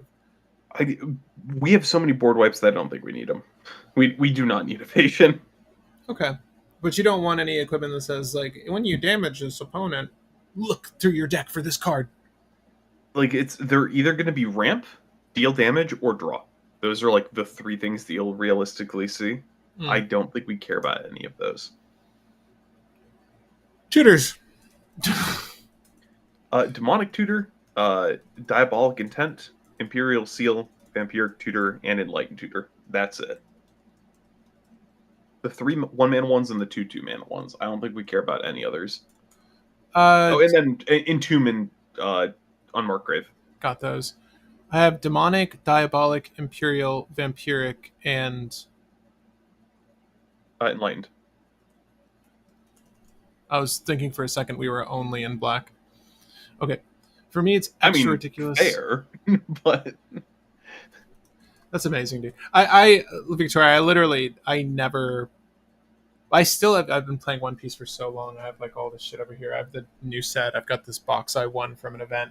Like I pulled shit from this box, by the way. It's fine. It is what it is.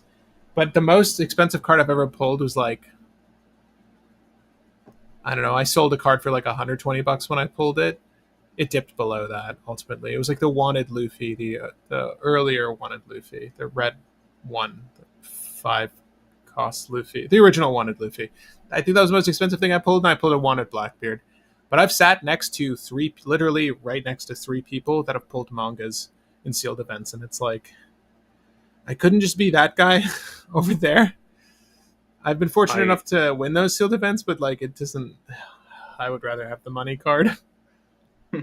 I won the event, but did I really win? No, it doesn't feel like it was like you win and you pulled like one SR or like you pulled jack shit. Also, I swear to God, I pull AAs. I had a lot of luck. The last 3 seals I did, I pulled all AAs, but they were such ass alt arts. Like it was the 1 cost searchers for the set. Like it was last time some of these seals that they don't play the current set. So I pulled like the 1 cost Supernova Monkey D. Luffy. I pulled a 1 cost Kami from OPO 5, whichever one, the black box. And then I pulled a Red Hawk from this current set, the 1 cost event. Like, just kind of nothing cards, if I'm being honest. Like they're searchers and one's like an event. It's whatever. That's awesome, though. Honestly, congratulations. Demonic Console? That is a maybe, but I'm going to say no. Only because we do run combos in the deck, and it's another 1-mana tutor, but we could get away with exiling specific things, but I'd rather just not risk it, because we will have games where Demonic Console just kind of wrecks us. Demonic Console. I mean, search your library for a demon, though, my guy.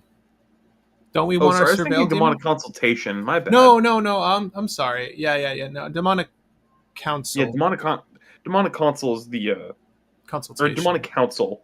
Yeah. Right? No, you're right. Council. Council.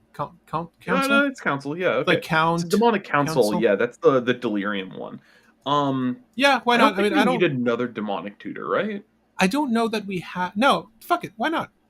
It finds Doomweaver or Doom Whisper, but do we have another demon? Do we need another demon? Because like it's Delirium. Like if we don't get another demon, it's Delirium. Oh, do you want to do the little mirror? The Siege the Mirror? Yeah. No. It hits a 4 or less, doesn't it? Well, yeah. Wait, so it's the 1 ring contamination. Less, it hits the whole deck. I mean, you hit the 1 ring legitimately. And I honestly think we could cut the 1 ring only because I think we grind so hard we don't care about the 1 ring. Yes, but no. Hear me out. I do want to exceed hand size because I want to be able to hand pick stuff that goes in my grave. I actually do think that's relevant. I feel like we just eventually hit the point where we just choose to not play anything for the turn. So what's the Squall game plan? I think that's a really good question to segue us into our cutting phase. So we have what basically amounts to a really proactive stacks list. This is a really unique deck in the sense that Squall's ability allows us to effectively ramp with our lands like a green list would, but the other half of the time we're leveraging him to pull back stacks pieces and or self-sacrificing things like Will mentioned earlier. I found it, Patrick. What? I found our white way to discard cards. Our white way? The white way to... Not the right way, necessarily. Land tax. Oh. We need to add more basics. Even if it just gets even if it triggers twice, that makes it so that we discard cards to hand size. Do you want it? Are you being serious? Do you want a way to discard lands? That does do it. Or discard things to hand size. Like that is the white way of getting rid of it. And land tax does fix very bad hands. Okay. Well, I just stumbled into that and I'm like, oh yeah. No, I don't hate it. It's actually really good here. We got to go with Moneybags though. We got to go with the OG. Sorry. Solitude. Shoot. Yeah, Solitude. No, yeah, it's a pretty good card. Solitude? Yeah. Agreed. What's the black one? Oh, do we want... the black one's, Grief. Do we want Lotho? We don't. It ramps into our commander well. It's pretty good. Like if we're Dude, failing and if we're on the back foot, this is like meaningful ramp. But I don't know that we need the. I'm gonna sideline it for now. Do we want Esper Sentinel? Because Ranger Captain of Eos has to grab something. yeah. That's literally the only reason I can. Well, I mean, it's a good card. Yeah, well, yeah. We do we Yeah, don't necessarily need. Esper's fine. We don't. It's so weird that I'm like, man, I don't want to run Esper in deck. Yeah. Please look at the latest Solitude art. Stop. Wait. Wait, what do you Also, mean? No, I pulled one of these. I actually, this was the best card I think I pulled for myself. You guys were here when I pulled like the way off center yeah, ripple foil, the textured foil. yeah. Is this not the newest one? I have this one. I'm not gonna lie, I do like the Modern Horizons version. Actually, I think you pulled it, but you didn't pull the foil. I think that's what it was. Where it's like No, you pulled. it's for sure an Oswald, and it wouldn't be if Well, it no, wasn't you bought foil. one. You had to buy one, and I think it was like you pulled one, but it wasn't the right one. You had to buy the right one, if I remember correctly. That sounds about right. There's a Final Fantasy one. Fuck. Are you serious? Wait. Oh man. Okay. Well, we'll have to look. Well, maybe Also, it's in here. can I just say I really like the fairy tale land tax of just the giant rolling up the terrain like a yoga mat. I agree. Maybe they have it here. Special guests. No, they don't have it here. Okay. Fleeting Spirit, Guardian of New Benalia, Seasoned Hollow Blade are good discard outlets in white. Oh, sorry. We should get back to telling you guys about the deck. Okay, so Squall is going to recur our stacks pieces as we go along. Squall is going to recur our combo pieces ultimately. We have a lot of self mill by way of, cards that aren't necessarily worded as mill, surveil. I think Mesmeric Orb. Have they changed it to say mill, or is it always mill? Has it I always think been mill? it's mill. All right. Well, we've got mill, we've got surveil, we've got a lot of ways to put things into our graveyard, and the ultimate goal is to hit technically one of two combo lines, right?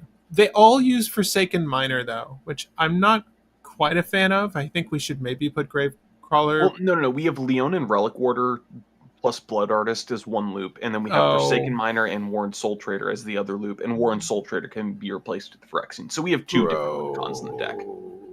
Yeah, with Animate Dead. I don't have the pre-war formal wear. I just have Animate We don't Dead. need formal wear. No, I took Animate Dead's just better. I just took it out. So are we playing other reanimate effects? No, it's just Dance of the Dead. And do we have Razaketh in here? Damn it. Because we are going to be ramping so hard that we could very easily hard cast a Razaketh, and we're running reanimate effects such as Animate Dead and Dance of the Dead, which Squall can recur, getting us back Razaketh. It feels like a kind of harder jump than just reanimating Razaketh straight, like the Mirko and things like that, the other random commanders that can just incidentally reanimate a thing. But it's fine to not run Razaketh because Doomweaver or Doom Whisperer can kind of do the Razaketh thing fairly well, and I think we grind out hard enough that we don't need Razaketh. This Dark Deal is sick. This Dungeon Master's Guide revised 5th edition cover Dark Deal. Sick as fuck. Okay. Let's start with our lands. I don't know if I answered your question fully there, but there are combos to win the game, but basically you're slowing down the game, always coming out on top because we have the advantage of pulling everything that's 3 and under from our graveyard, and we're ramping via lands, so we should have the mana to pull Squall back if he dies. You could make an argument for maybe a few more reanimate effects, like reanimate, but I think we're probably good. Okay. Lands we want to cut, Will. I think we cut like a couple of the very generic pain lands. Do we need Blast Zone? Blast Zone is good as just a land that lets us wipe non-creature or just any kind of permanent. I'm gonna take out Forbidden Orchard. I don't want to give my opponents. I put in Starter Town instead of. Yeah, Forbidden Orchard is a good cut. I think Caves of Kolos. Actually, I guess Caves of Kolos is better City of Brass or better Mana Confluence, so he can keep Caves in. Yeah, it's a pain. Nice little pain. City of Traders hits our Squalls to generic neatly, and he can pull it back if we need him to. The new Solitude is Yojimbo, only found in the secret lair. Oh shit, I gotta look at that. I gotta look at that. That'd be Well, we sick to could him. cut. I think we can cut Urza's Saga, and I think we can cut Starter Town. Um, Because Starter Town's the worst of Mana Confluence and City of Brass, because it'll enter tapped eventually. I'm fine with that. I'm fine with that. And Phyrexian Urza's Saga is not Tower. bad, but also just we. I don't know if we cared about Urza's Saga. I like Gemstone Caverns still. We have 34 lands here. This is quite a lot of lands. And we don't want to cut our basics. We do want Not to cut our really, basics. no. I honestly want 3 and 3. Like, I want a little bit more of our basics. Just to make the most out of our fetch lands. We might cut Shadowy Backstreet. And we'll cut. I don't even know if our color split is even. It looks like our pie's predominantly black, but I think 3 and 3 with our basics is nice. Yeah. Ah, shit, dude. I want to go down to like 32. Is that fair? Let's cut Blast Zone, because we do have enough things that Yeah. should theoretically make it so that we don't need Blast Zone, so we can cut Blast Zone. Ganjo's still good. Is it? Channel. I don't think we need a Ganjo. Well, We when you can bring cut- it, you channel it and you bring it back with Squall. I'm with you. I'm with you. It's maybe a little costly. I'm not gonna lie. I've never channeled it in Oswald. I've never channeled it in Oswald. Not to say that it's not an option. It's rarely the option you use though. Also for Sacrifice Goodness, you can get with mana Worn Soul Trader. It's in the deck. It's part of a combo line. Phyrexian Altar as well as Worn Soul Trader will both work with your Leonin Relic Warder, and well, I mean, if you want infinite mana, but you can also use the Forsaken Miner to just go infinite with him. We don't have a payoff for that though, outside of Blood Artist and Sephiroth. I'm sorry. What else do we want to cut? Jeez. So for lands, how many lands do we have now? We have 33. We don't have any MDFCs. Yeah, I do. That's fine though. Most Yeah. of the MDFCs in our colors are Kind of either. Yeah, bro. The filter land. I'm fine with Fetid Heath going. yeah. I completely forgot that we still had that in here. Yeah, that's Yeah, it's helpful. okay. Dark I think- Deal. Oh, sorry. 32 is a good land count. Should be good enough. I think that's good. We have Dark Deal, Buried Alive. Buried Alive can find a 3-card combo that wins on the spot with Squall. We like that. Unmarked Grave, Shantoto's Coercion, which is our Diabolic Intent. Demonic Tutor, Demonic Council, Noctis Death Magic is Damn, Imperial Seal. These all look good to me for sorcery. Dark Deal is the only one that might be cuttable, but that and Demonic Council, but I think Demonic Council is also fine. Those are the weakest links there for sure. We have Deadly Yeah. Rollick. We have Dark Ritual, which is Darkness of Eternity. It looks so good. Enlightened Tutor, Entomb, Path to Exile, Silence, Swords of Plowshare, and Vampiric Tutor. Those We keep all those. seem good to me. Yeah, those seem good to me. Enchantments. Touch the Spirit Realm, Rule of Law, Oppression, Necrogen Mist, Contamination, Bottomless Pit, Aura of Silence, Animate Dead, Dance of the Dead, Chains of Mephistopheles, Ripples of Undeath, Seal of Cleansing, Deafening Silence, and Land Tax. I think Bottomless Pit and Necrogen Mists can probably go. Yeah, it's more like salt in the wounds than like the things causing the wounds. Yeah, like Oppression is good enough just because it makes us hard and it hurts our opponents. Yeah, no, I like Oppression a lot. Also, we can cut land tax. We only have 5 basics in the deck. I didn't realize we only had 5. We have 6 now, but we're gonna get there. Yeah, I'm not worried about it. Now we have 11 enchantments, and I think I'm fine with that. Malmud Rebirth or Malakir Rebirth, Blind Obedience. Blind Obedience has the extort effect on it. It's more so in there because artifacts and creatures are intertapped. Yeah.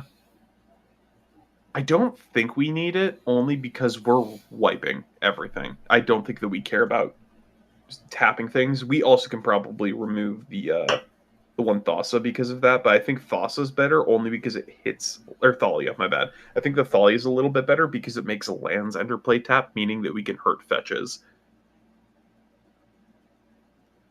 Wait, well, can you look over our creatures? I need to text someone really quick. Sure thing, sure thing. To go over creatures, we have a Curse Marauder, which is good, Arcana Myria, which is good, Blood Artist, which is a combo card, Boromir, which is a protection card and interaction card, and also a potential win con by buffing with the One Ring. Cathar Commando, which is probably removable. Probably removable. It's kind of redundant based off the enchantments that we have. We have the Clarion Conqueror, which is brutal and I love it. We have Cloud Midgard Mercenary, which is removable. I honestly don't think we need the equipment tutor anymore. Dauntless is good. Voidwalker is good. Demon's Disciple is good. Doom Whisper is good. Doorkeeper Thrall is Doorkeeper Thrall is worse now that we have the flesh bag effects in here, but it's probably going to get murked at some point, so I don't think we need to worry about it. Durantith is fine. Eidolon is fine.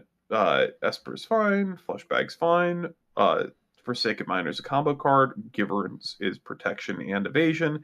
Leonин's combo. The Merciless Executioner is a good removal card. Mother of Runes is a good protection and evasion piece. Opposition Agent strong. Orcish Bowmaster strong. Plague Crafter is another flesh bag effect. Ranger Captain Vios is very good with our commander. Razaketh is potentially cuttable, but is good enough. Recruiter of the Guard is very good. Sephiroth is just a blood artist that lets us sack things so that we can recur it later. Scrub is a Mother of Runes. Solitude is a removal piece. Stitcher Supplier is probably cuttable. And then we have Thalia, Heretic Cathar, Warren Soul Trader, and then Westfold Rider. So, the cuttable things that I think I found are Cloud, maybe Doorkeeper Thrall, but Doorkeeper Thrall should be fine. Sorry about that. Radabrick of Urborg. I'm happy with cutting Cloud. I don't know that we need Skull Clamp. Yeah. Well, the Skull Clamp with Stitcher, this new Stitcher supplier. Why I didn't know. It's so good. It's good, but also probably gonna cut it. Probably. Because it's just a mill 3 until we find a way to sack it. Then it becomes an engine, but I don't know if we need to use our graveyard because we're really just going to be doing fetch lands until we hit one of our recurable destruction effects. Artifacts and creatures entering the battlefield don't cause abilities to trigger. Kind of fucks with our own Lean and Relic Fleshbag, which is why I Warder want and Doorkeeper Thrall Fleshbag. out. Yeah, no, I'm good with that. I'm good with that. Anything else? The Cathar Commando, cuttable only because we have Null Rod and the Dragon in the deck, and it's just redundancy on redundancy. Does this also include our other rider? The Westfold? other rider is probably still fine. Westfold. But, it's probably still fine. I prefer it only because it's not pay, but it's probably also cuttable. Yeah. Oh man, dude. How did I miss these glorious reprints? This Knights of Sindoria. We can also cut Razaketh, I think. I don't know that we need it. Yeah. I mean, I honestly prefer hitting the Doom Whisper. Yeah, because Doom Whisper just kind of usually gets there by itself. Razaketh can theoretically get there by itself. We just need more mana. Bruh. 12 cards. We need to cut 12 more. We've got some good shit in here. I think we've got maybe one too many flashbags. Yeah. Plague Crafter is better than Fleshbag. Might be the weakest link. The weakest are Fleshbag, and then the Orc one. What is that called? Merciless Executioner. I think are the worst two. Do you want to just hit both of those? Yeah, we can cut both of those. Yeah, I'm fine with that. Because one of them hits Planeswalkers, another one does discard stuff, and then the last one does He's It 2. does 2 mana. He's 2 mana. He does 2 mana. I think we literally just fish out one of these and it's there for the rest of the game. It says non-token creatures. That's perfect. Yeah, Accursed Marauder is super good for a common. That's some serious power creep, actually. Yeah. Um, now that I look at it, it's pretty freaking good. Do we have Lively Dirge in there? I don't think so.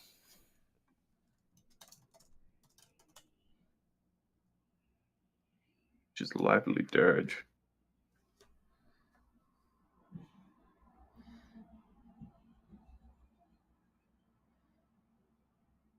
Lively Dirge. Oh, it's the spree Spree! that says search for a card, put it into your graveyard, or return 2 creatures with total mana value 4 or less from your graveyard to the battlefield.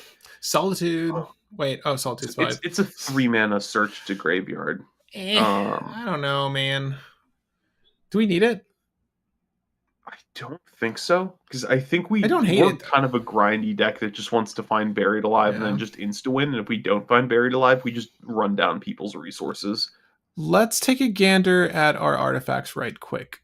We have Smokestack, the One Ring, Basalt Monolith, Phyrexian Altar. Basalt is really nothing unless we have Mesmeric Orb. Do we want the Mesmeric Orb Basalt combo in the deck? Do we want Mesmeric Orb in the deck? So I like Mesmeric as just a way to fill our graveyard, but Me we too. probably could cut it. We have the Doom Whisperer, we have Buried Alive, and then we also could just theoretically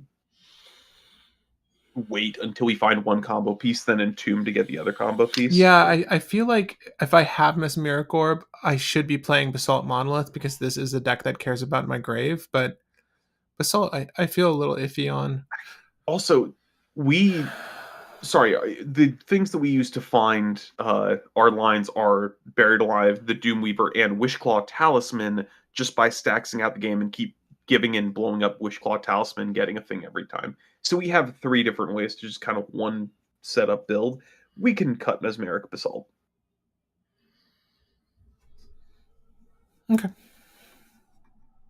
We can also probably cut Commander's Play just because it's Costly. rather expensive, even though it's not bad. It does deal 12 commander damage per turn, meaning that it's kind of another kill con, but I think we're good on protection.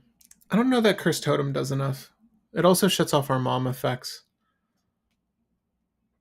Yeah, but that's what Lightning Greaves is there for.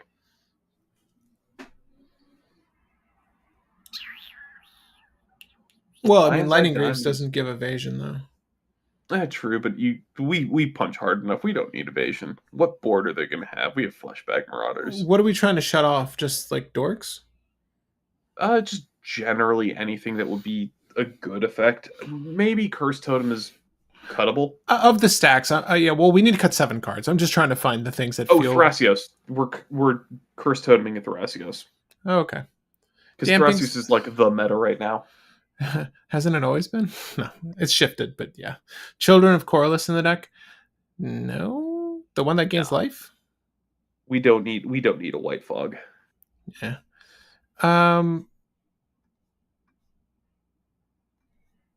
We can cut Skull Clamp. I did. Let's go to sorceries again. Let's cut the Dark Deal. Let's cut Do we want to cut Torpor Orb? Yes. And I do want to cut Cursed Totem. I'm sorry. We just need to make cuts at this point. We need 3 more cards to get cut. I think those are appropriate. We do have 32 lands. I kind of like us at 32 lands. Let's double up on the Surveil. Oh, with Children of Corliss. No, I don't think you're trying to like add Nausea win or anything. You're not trying to dig that deep. Well, yeah. if we do the Surveil Demon, like, are we trying to win the game? We're trying to win the game, right? We're trying to win the game, but I think we just get there because it's like, okay, in the top third of our deck, what's the likelihood that we're going to hit some kind of combo? And considering that our combos have so much overlap and redundancy, we're going to find one. It's like find Sephiroth animate Dead and Leonin, or find Forsaken Miner, one of the altar effects, and then Blood Artist. Like What we you have think? how many blood art? We have 3 blood artists, right? Because we got the witch, Yeah. uh, the witch, Sephiroth, and blood artist. Which? Oh, we don't have the witch. Never mind. No, we just have two. There's We just have two. there's the card from Foundations that's literally blood artist, but worse. But it also triggers murder effect, or not murder, crimes. I thought we added it, but we didn't add it. But even having 2 blood artist effects should be fine because we have Altar of Dementia as well. Altar of Dementia plus Leonin is a thing. Yeah, no, it definitely is. Phyrexian altar necessary. Yes, it's Just as a redundancy. backup. Yeah, it's one redundancy. We have a backup for everything, basically. It's also sack effect. Yeah, more importantly, honestly. All right, convince me on the One Ring. You really want to cut it? Uh, yeah, I think we probably could cut the One Ring because we're either grinding to the point where we can only play 1 card per turn, and the One Ring is kind of irrelevant and is slowly going to kill us, or it's going to be like a very fast game where we just get Squall out, play Buried Alive, attack once, and then win the game. I don't think that there's going to be many points when the One Ring is going to feel useful. Do we run Barrow Goyf? Just Bargoyf? Is that the one that Borrow Goyf? There's I also the can't legendary 2 mana that when that game's done. I don't know, but no, I don't think we're going to consider Borrow Goyf. It's not bad. I just don't think we need it. We need to cut 2 more cards, Will. What creatures? Squall. Just get rid Cutter of him. Commander. Let's go. Just get rid of this guy. There's a better vehicle out there somewhere. Do we cut LED?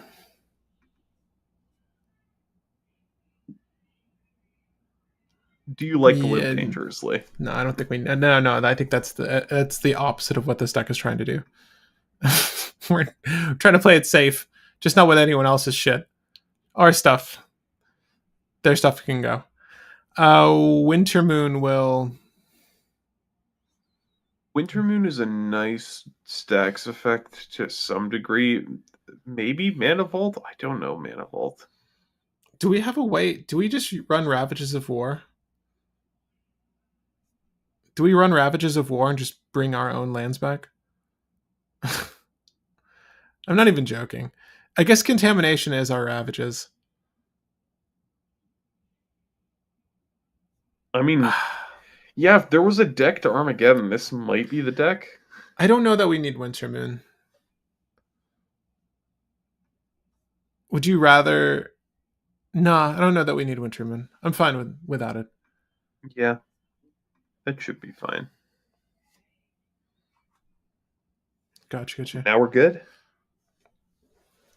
I think we're good. Okay, so we are at a curve of 2.13, 100 cards, 96% competitive. Trust me, Tapped Out says so. And we're there. So couldn't have been the other way around with those numbers. Not nice. Yeah. Yeah, right. This is a pretty decent, I think, first stroke for the list. I think you could definitely take a brush to it and reapply some black and some white, make it a little bit more Orzavian. But elsewise, I think it has a lot of redundancy of the effects we want to leverage turn after turn, like we're trying to do with our current brews. We're setting this in bracket 5. I think it's important to have an intention with the deck if it's going to play at a competitive setting. So we need to set some goals for ourselves. So what are the benchmarks here, Will? Like, what do you want to be doing and by what turn? I think if we get a turn 3 Squall with like turn 1 or 2 stacks piece and then a turn 4 interaction thing, I think that's what we want to see with the deck. Because if we get any of the big repeatable interaction pieces like Fleshbag Marauder or like Ore of Silence, we just start blowing up important things and then we control out the game. Yeah, pretty much. If we can get Buried Alive down, even better. But I think it's a go for turn 1 and 2, slow down the game, turn 3 Squall, into turn 4, wreck somebody's day.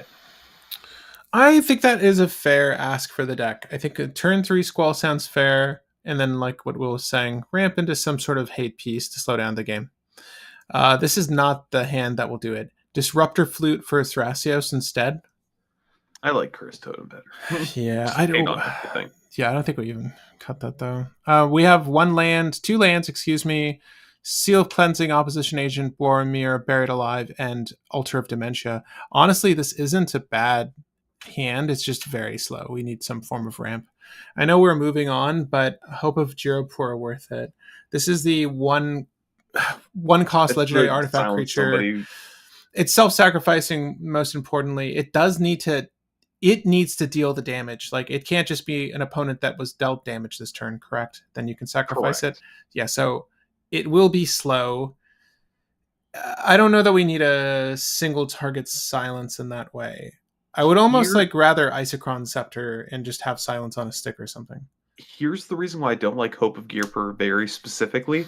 It is a horrible setup with Squall because you get Hope and Squall. They connect at the same time, but you have to choose the effect for Squall's thing before you can use Hope, meaning that you choose your target, then you sack Hope, and then you can't bring back Hope this turn. Then you have to go back around, attack with Squall, get back Hope, and then the turn after you can Hope again. So you Hope of Gearper somebody every other turn. Feels Well, kind of bad. do you want to know what would make this hand so good? Enlightened Tutor for LED. No. Oh, sure. Land tax would make True. this hand very playable. It's Turn one land tax would be amazing right now. I like this hand though. We have two tutors. We have Draneth Magistrate. It's like right there. Literally, I think you want to enlighten tutor for a piece of ramp, but what? Like, what are you grabbing? Chrome Mox, I guess. We Chrome Mox off the Solitude, sadly, to play Draneth.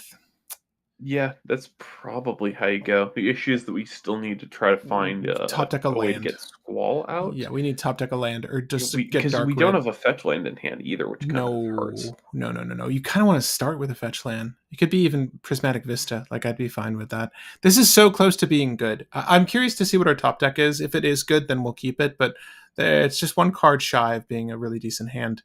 Our top deck is Mana Vault. That doesn't change too much.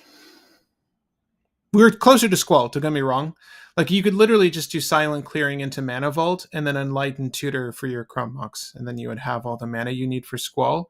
But I think the sequencing is important. I don't disagree with Will. I think we kind of want to have something to hate out the board and then Squall. And also have a fetch. We'll kick this and we'll go to another hand.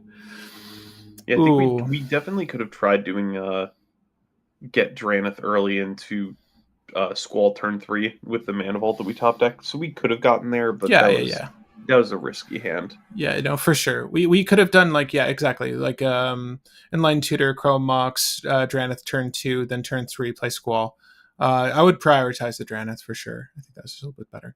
We have a Doom Wisp. A whole lot of mana, but that is also a not horrible hand. No, if we have a creature like Esper Sentinel, I would eat to play the Doom Whisperer. I would eat to play Squall, actually, first with City of Traders.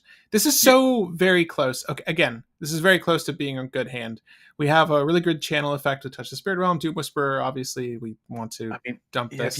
If you really wanted, we could like turn 1 fetch land, turn 2 City of Traders into Contamination, turn 3 tap City of Traders, play a land, and then get Squall out, and then I just want to say I did look at our top deck and it is Mox Diamond. So even better. Yeah, I think we put Iganjo down there. What do we put down there? Okay, we're keeping this. Let's try this out. Arid Mesa for some Scrub-a-Dub lands.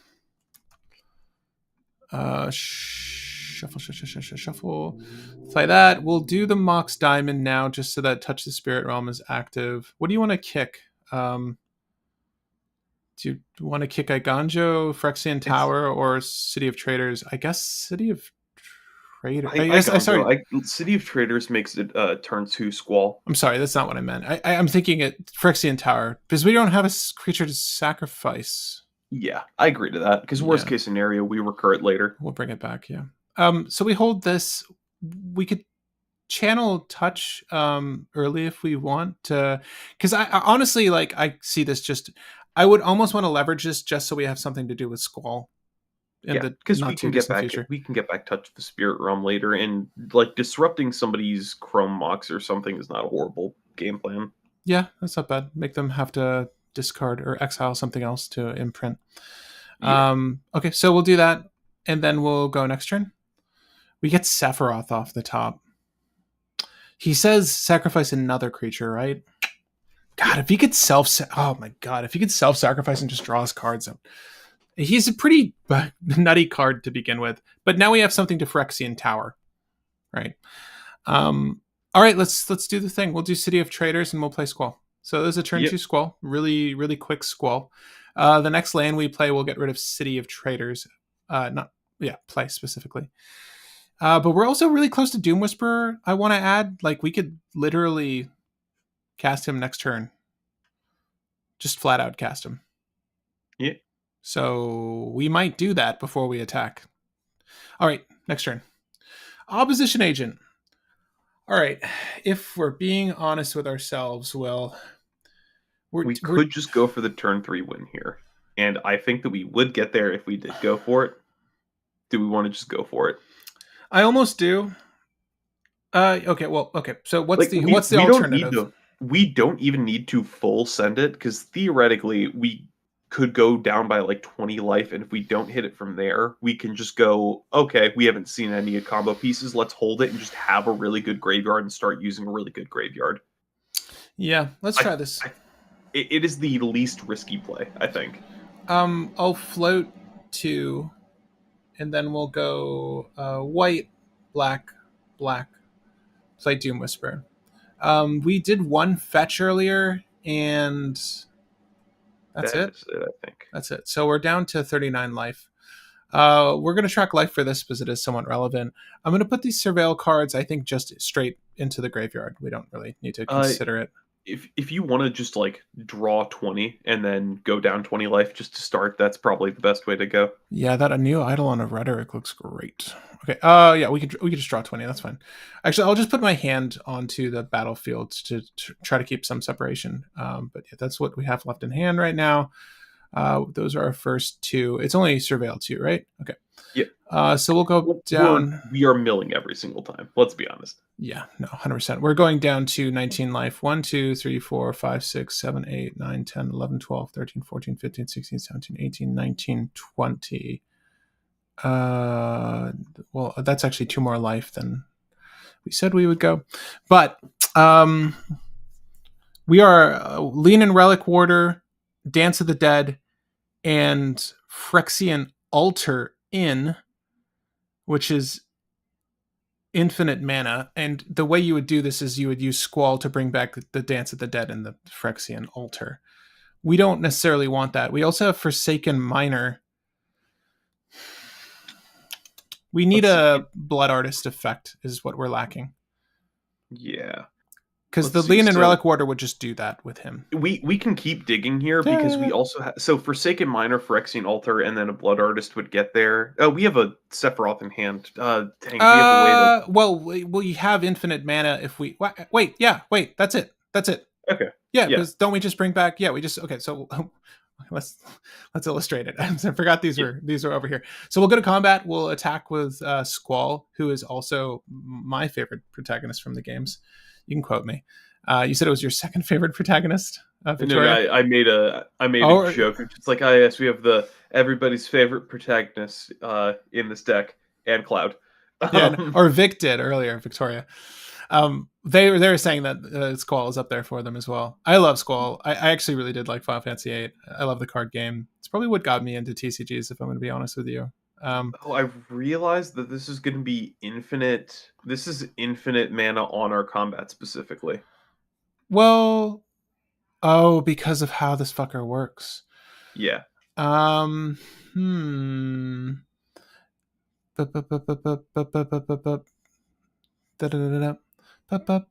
Yeah, so we can just keep digging because we just need to find like one of like 6 different cards and we're good. All right, we'll go 1, 2, 3, 4, 5, 6, 7, 8, 9, 10, 11, 12, 13, 14, 15, 16. We're down to 1 life. You should never go this low. I just want to see how far we could go. We have Worn Soul Trader, which we can't use anymore. The Demon's Disciple.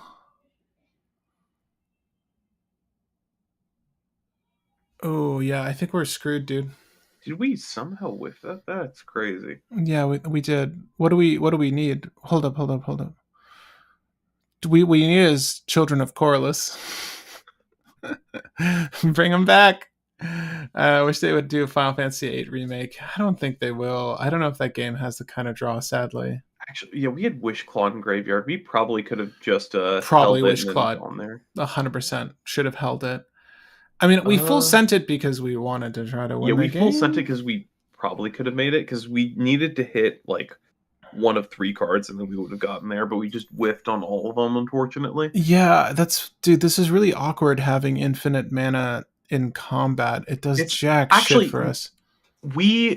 No, that's we. Oh no, Warren Soul Trader was like our last card, right? It was literally in the last scry too.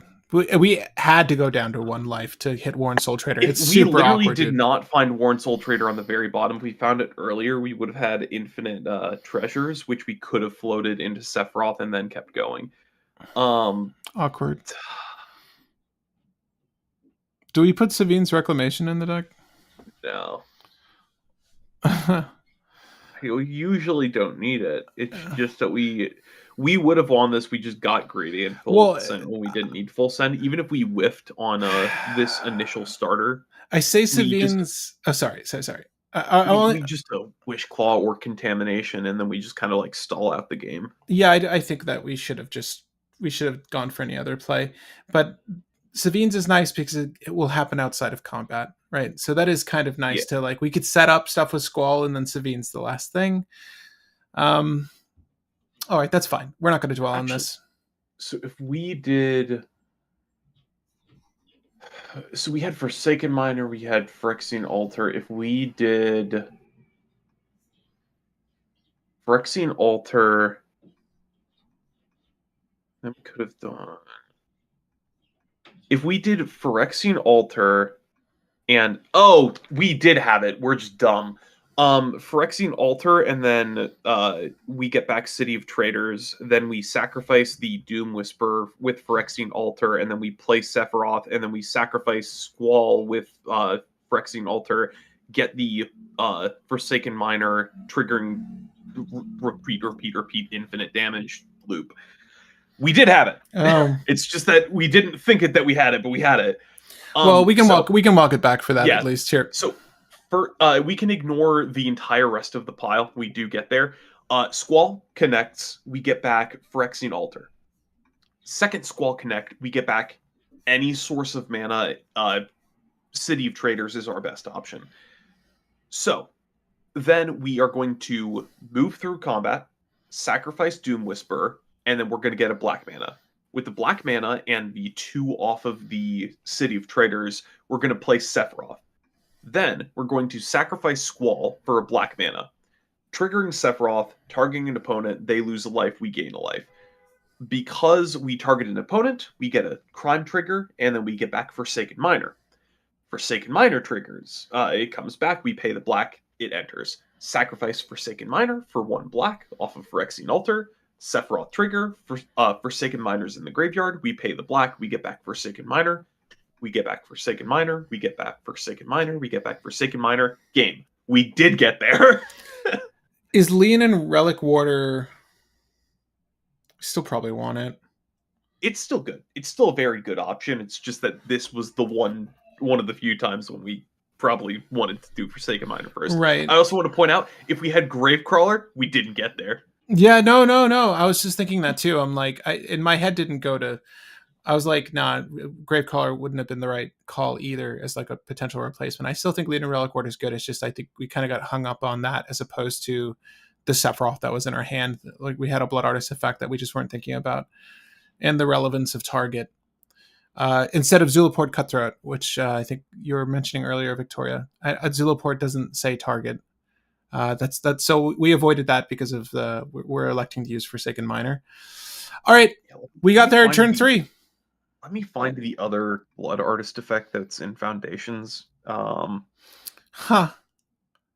How do you feel about a hand that has Command Tower, Isolated Chapel, Godless Shrine, Soul Ring, Swiftfoot Boots, Touch the Spirit Realm, and Doom Whisper? I mean, That sounds like a lot of ramp. that's just another turn 2 Squall, turn 3 Doom Whisper.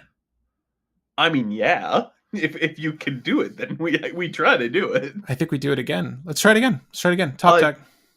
Vengeful Blood Witch is the other blood artist effect. If we Gotcha, wanted to gotcha. add a third, but I don't know if we need to add a third. Gotcha.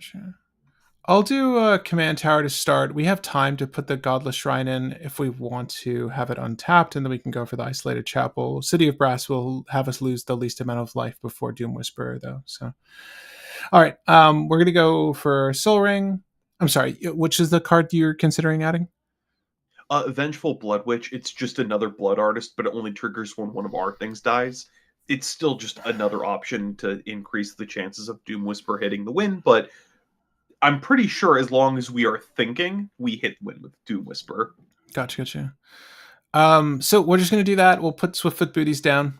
Might as well have these prep for Squall. We're not going to be able to use them next turn unless we top deck like Mox Diamond, which would be nutty. All right, next turn. Mom, that's not horrible. I think we go for Godless Shrine. That's fine. We can shock ourselves here. Yeah. No fetch land. Sad. Yeah, that is kind of sad. If that was a fetch land, that's a play Squall, Lightning Greaves Squall, and then attack, get back the fetch, play Mom. Yeah. But we're here. And here is still a good place because we got the Swiftfoot Boots, not attached to Squall, but a little hope and a prayer in our hand here with this Doom Whisperer. We're at 38 life. We're going to pretend no one swings into us because we've got Squall out, brah. Next turn. Demon's Disciple. We do have stuff to do here that isn't trying to go for the game. So at this point, everyone should have aimed for their commander or some relevant creatures. And even if there were a Planeswalker, Demon's Disciple is really good for just wiping the board, and we can do that repeatedly with Squall. But we're not going to do that. We acknowledge the fact that this hand probably wins this turn. Yeah, well, let's play it out as if we didn't have Doom Whisper. Yeah. I think because we've just seen that, I think I kind of want to run the stacks route by you guys because I think the idea was to try to get Squall out by turn 3 on average, which we've exceeded.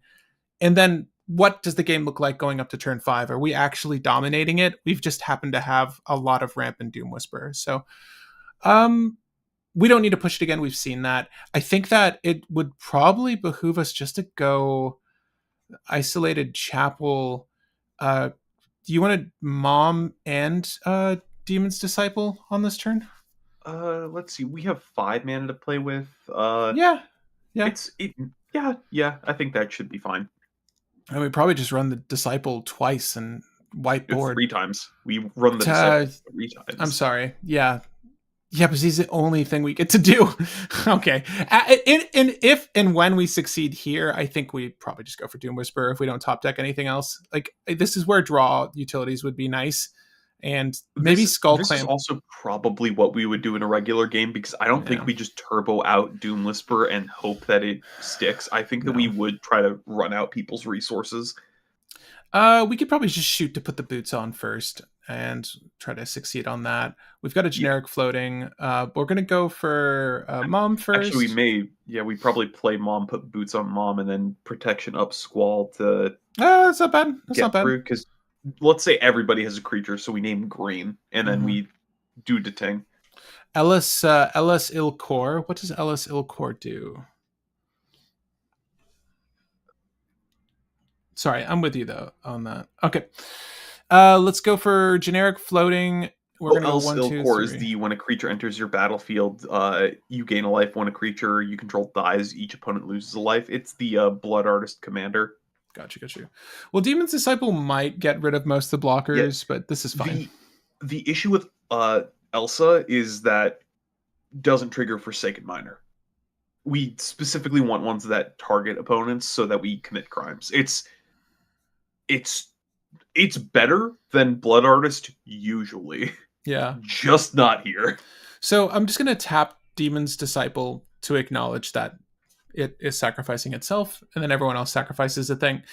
Let's go ahead and move to combat. Let's. Somebody has to sacrifice that Villas or not Villas. What's his name? Tevzat. Someone has to Yeah. sacrifice Tevzat. Ooh, dude, I would Idiot. love that.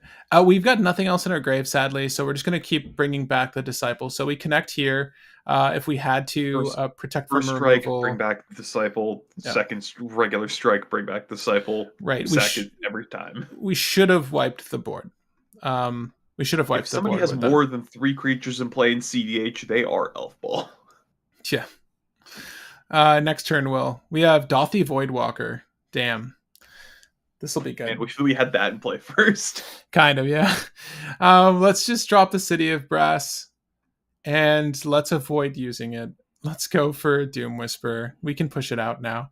Because our hand isn't really, I mean, like, it's not that we don't have things to do. We could literally just keep pummeling people for 6 damage and wiping their board. Which isn't bad. I mean, Yeah. creatures, I mean, they're kind of the name of the game in Commander, right? Like that's what you have in the CZ. And this one hits those planeswalkers, the Jessicas of the world, the Teferis, the probably more relevant Tavish Sot. The Jessicas of the Will. Yeah. I think we just Doom Whisper here.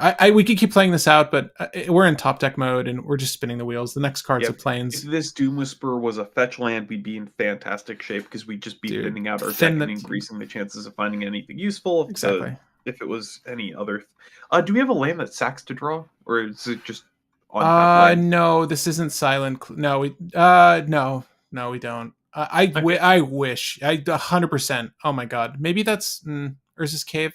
No, not maybe. I mean, but the chances of us drawing Urza's Cave here are the chances of us drawing any other outlet. Yeah, that's fact. Okay, so we're here. I'm going to lose 18 life to start just to pull 18 cards, and we'll go from there. We're going to do the same thing we did last time. Let's not forget we have Dothy Voidwalker and Touch of Spirit Realm on the board, and we will go from there. Let's say that we had to protect Squall in this instance, but there's still an opportunity for us to like kill board if we need to with this guy in the grave. Okay, 1, 2, 5, 6, 7, 8, 9, 10. Between just using Mother of Runes and then Boots, we should be fine. There's likely one person that's open after everybody's sacked 3, so just putting Boots on Squall is usually safe. And if they try to kill Squall, then we just Mother of Runes in response. Activated abilities of artifacts, creatures, and planeswalkers can't be activated. Eat it, Tevish. Yeah, that really hurts our mom, but that's okay. Recruiter of the Guard. Okay. We've got Strip Mine. We've got Ranger Captain of Eos. If I wanted to play it safe, I'd probably go Archon and Ranger here. Let's see. Ranger could find Forsaken Miner for a combo, but it doesn't find anything else. Recruiter gets the Worn Soul Trader? No, Worn Soul Trader is a 3/3. Is it a 3/3? You can find a Blood Artist. You could also find a Forsaken Miner. You can find a Leonin, but we don't really need Leonin here. Let's go 10 more. Yeah, so we can do them in like chunks of 2 to see if we find something. If we get to like 8 and don't find anything, then yeah, we can just get whatever the best thing is out. We have both of our artist effects. Sephiroth and Blood Artist. We're not that close right now, fam. We need one of our alter effects. Yeah, and then we're good. 1, we 2. did Forsaken Miner. We could get back the Flag Bearer guy twice off of Squall to just once because it's a sorcery speed activation. Which guy? The guy that's sack at sorcery speed to blow up an artifact or enchantment. What's the best option you think so far as our stacks pieces are concerned? I dug a little bit deeper. We've got 6 life, which is maybe crazy of us. Do you want to grab ramp here? I'm gonna quickly just see if we have it. With 1 mana open, it's feeling kind Yeah. of rough, man. Yeah, if we had Ward Soul Trader or Phyrexian Altar over the Blood Artist, I think we had it. But it's the Yeah. fact that we hit our Blood Artist effects, but not our mana effects. Hmm. We Um. need I wish there was more like permanent based tutors. Also, for that last Surveil, can we keep Vampiric Tutor on top? Sure. Just so that we guarantee we hit it next Well, turn. it's we hit the Vault of Champions before it, but That doesn't matter. It's Surveil 2. We saw them both at the same time. We can put any of them in Graveyard or on top. I get what you're saying. Yeah, that's fine. It shouldn't matter. I think from here, our Squall is going to attack and get back probably stacks pieces to try to survive, right? Yeah, or just we've got a big booty boy with the Doom Whisperer, so we're fending off attacks, and we've already wiped their board, and they're likely just recasting their shit at this point, right? If you want, we could get back Sephiroth and any creature we want to sack to Sephiroth. Honestly, well, Demon's Disciple was going to sacrifice himself. Actually, wait. Sephiroth draws that Vampiric Tutor. He does technically draw Vampiric Tutor. God, Sephiroth draws. Hold up. No, Yeah. recruit. I was going to say chain Recruiter of the Guard into Sephiroth, but that doesn't work. Sorry, guys. This is kind of in the tank because we're just trying to see if there's a line chaining here. Recruiter of the Guard into Sephiroth does work because we can stack it so that Sephiroth is going to draw first and hit our Vampiric Tutor, and then we're going to... but Vampiric Tutor's not going to do the thing, because, nah.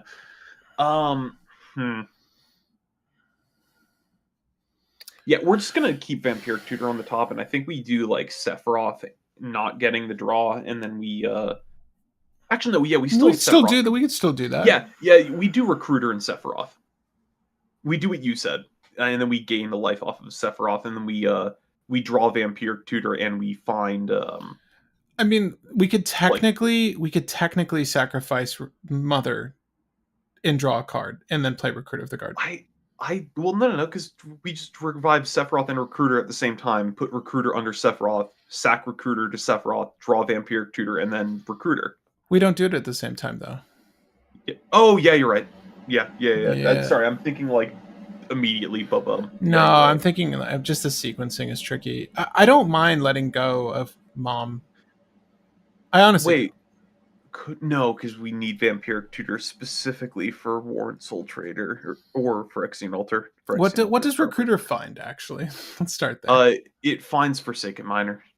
And then Vampiric Tutor is going to find our mana effect. Yeah.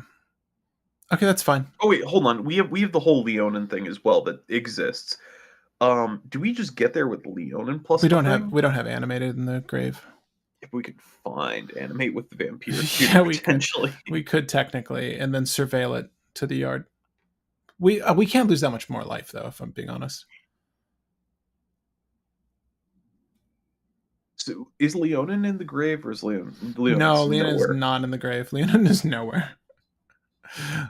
Leonin is nowhere. We don't get there right now. I think it's just get Sephiroth, draw the Sephiroth, Vampire Tutor, and then I think afterwards it's I want to say we should get a stacks piece just because we need a stacks piece. I'm going to leave my grave in my hand at this point, and then my hand is on the board. Yeah. I don't disagree with grabbing a stacks piece necessarily. I think just grabbing the vamp here is fine. We can Recruiter next turn. Yeah, get Archon.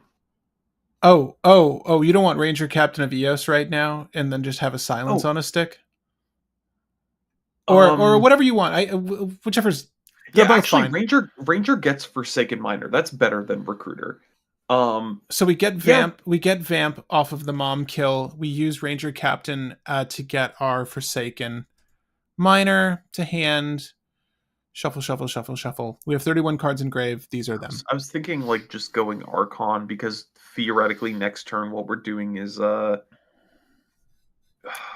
we couldn't do our win if we wanted to do it like that unless we specifically Surveilled Vamp Tutor, but we'd need to play the Forsaken Miner this turn if we did. But We we couldn't. literally So yeah, no. we Yeah, just no. This is the correct way. This is the way. You're doing yeah. the right thing. I think we just need Phyrexian, or I guess Warren Soul Trader technically. I would rather just go for a Phyrexian Altar though. Um,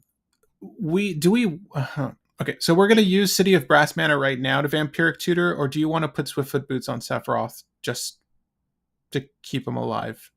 Yeah, we protect Sephiroth. All right, let me just do that. We lose a life, we go down to 5, and then we'll have Boots on Sephiroth going into next turn, Silence on a Stick, and a 6/6 blocker, which feels good. So our life should be fine between these three Considering threes the and the fact we 6/6. wiped before we did all of this, yeah, our Yeah. life total safe. Well, someone could have recast like the turnaround. If they Not brought back that likely. Crom, then they have to get through our Doom Whisper for combat. We're fine. Yeah, I feel pretty good with this. All right, next turn we draw into. Let me just shuffle again. Next turn we draw into a Buried Alive, of course. Okay, so untap. Technically before our draw, we would want to upkeep, do the Vampiric Yes, Tutor. upkeep for specifically for Phyrexian Altar because we don't want to pay through life. We could, but we don't need to. Yeah, no, we're not going to do that. We're going to vamp here, lose a life, and then we're going to go for the Phyrexian Altar. And if we're concerned about having the mana to do this, we can use Squall first because it doesn't matter when we go about this. We could surveil, get rid of the altar, and then attack with Squall to get back the altar. Oh, there's that too. There's that too. I was just gonna hard cast it, dude. And we have silence. We have silence. I figured we'd just try to. Well, which is better? Which is better? I'm just gonna send it. Do you want to just send it or no? Which sending it is correct. Okay. I'm gonna crack Ranger Captain. Anyone? Because we have the win in hand. It doesn't matter what you kill. You need to get rid of Sephiroth. Or they need to kill Sephiroth and the Squall. They need to get rid of both of them because if they don't get rid of Squall, we get back Sephiroth. It's not happening. I don't see that happening in this instance unless two people like are collaborating against us. Okay. Even if they are, they have to get rid of Lightning Greaves, get rid of Sephiroth, and get rid of Squall. Like, it's not a good time. That's not happening. So we're going to do similar combo to what we did earlier. We are going to cast the Phyrexian Altar. The exact same combo, actually. Literally Sephiroth, Forsaken Miner, and Phyrexian Altar. All three the same. I will... what am I doing? I will play Godless Shrine. Tap Godless Shrine, for Forsaken Miner. And we have the play line. Okay, so we were able to demonstrate the slower version of the deck in air quotes by showing off the fact that you can just wrath everybody every turn. Weren't really able to show off the grindier side of it, but that's because we hit Doom Whisper in hand as opposed to a fetch land or any of the other removal cards in our deck. Are there more lands that draw cards? Sacrifice draw cards? Let me do a quick check. Because we just have silent clearing. So we need all of the good self-sacrificing things simply because Squall wants excuses to be around. If you don't have any, like, it could have gone very differently if we didn't have the Disciple in hand, the Demon's Disciple off the bat. Thing is, opponent casts Toxic Deluge. Yeah, Toxic Deluge would wipe the board for sure. Yeah, that is the way that they get around Sephiroth and all of that, yeah. But we're assuming that they don't try to remove our board, right? It's sorcery speed, so if they did Toxic us, we just replay Squall and then we go for it next turn. We have the boots still. Probably go for it. Probably go for it this turn. Yeah, we well, it's 1, 2, 3, 4, 5. If they tried wiping our board, what we do is we Squall, we Vampiric Tutor in response, pay 2 life, mill the Phyrexian Altar, then on our next turn we play Squall, equip boots, attack, and then we get back Phyrexian Altar and Sephiroth, and we do the thing. We need a way to... No, we need 1 more black mana to do that, but we can probably play land? No, we didn't have land. We still likely got there. Is Doom Whisperer our best out? Doom Whisperer or Razaketh, but I think Doom Whisperer is probably our best. To just dig that Also, hard. for other lands with like sack draw effects, pretty much all of them are tap lands. Yeah, we don't want that. Okay, I think we just had interesting luck with those hands. They did all functionally do the thing. We've certainly dominated the game before turn 5, or I on will turn 5 the last say, time. I don't know how like lucky they were, only because if Doom Whisper was Demonic Tutor or like Vampiric Tutor, we find Buried Alive and we do all the same things. So it's if we hit Yeah. any tutor, it's still going to be the same rough game plan. It probably would have actually been more consistent. Then Doom Whisperer. Yeah, Doom Whisperer is sort of like a shot in the dark. Like it isn't our best option. It's a good engine that can also theoretically win us the game. I think after what we saw in the first 10 life or 20 life or whatever we paid, um, yeah, because it's 20 life for 20 cards.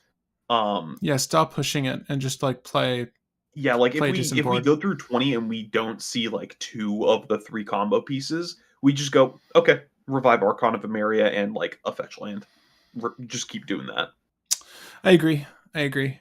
And use your utilities like contamination, any of your rule of law effects. Yeah. Oh, Yeah. contamination's so brutal. I cannot wait to piss people off with that. How do you feel about the deck? Worked very well. It was faster than I thought it was going to be. Yeah. For grindy potential, I do think this deck can grind because think of it facing Winota, you're just wiping their board constantly. If you're facing any just Ristic Study control deck, any value deck, you're popping all of their value pieces, and if you ever hit a strip mine, people cry. Do we want to run this one more time? Is there anything you want to take out? It's been good. I don't really think there's anything that I would say is like a very, very obvious remove and replacement for anything else. Maybe like the that banner man, the West guy for the other Blood Artist effect. The what is it called? Wrathwitch or whatever. Blood Wrathwitch? Witch. Wrathwitch? I just want to see if Give me a Wrathwitch is a second. I'll card. I'll find it. You want to take out the self-sacrificing destroy artifact enchantment for Yeah, the sorcery speed sacrifice to pull up an artifact enchantment. Maybe replace that with. Where are you, friend? something rider, Westfold rider. Yeah, Westfold Rider, potentially replacing that with Vengeful Blood Witch. And this is the last good This is the other targeting. Blood Artist. Okay. I do like the Rider, but for the sake of combo, I think that Blood Witch is a little bit better. When is the next gameplay episode? Patrick should put this together and play it. I would love to. True. I'm trying to figure if I like this deck enough to play. I think I do. This is a really good starting hand, by the way. I mean, like, we haven't drawn any of our slow stacksy stuff, but even with just having an effect, we've had explosive hands. Like anything just makes the hands go nuts. I mean, this is pretty nutty. We've got a turn 1 Esper, a turn 2 Squall, Sephiroth, and Wishclaw in hand with Chains of Mephistopheles. Yeah. This is good. We have one of the things is a fetch land, right? Yeah, first time, dude. Yeah, that's insane. That is cracked. Yeah, let's try this. I want to run it one more time. I'm trying to gather if I like this deck enough because I've been heavily contemplating building this. I'm also contemplating just rebuilding Sithis. Sithis is really good right now, so I could go either way. Both? For Los Dos, I don't know, dude. Okay, They're both very. I was gonna say they're both very different, but they're also very similar. Like they're just kind of the grindy decks. How do you feel about Mox Diamond? How do you feel about turn 1 Squall? Is that better? Yes. That okay? Well, I mean, because we have Wishclaw Talisman for the weird Wishclaw tutor engine, and we have the fetch, so that's just very good. Sure. I mean, I'll Mox Diamond, Dark Writ, Squall. Yeah. And we do our fetch just for the sake of getting another land. Oh yeah. I would scrubland. I pull the scrubland. We've got our fetch here. I'll put it at the top for us.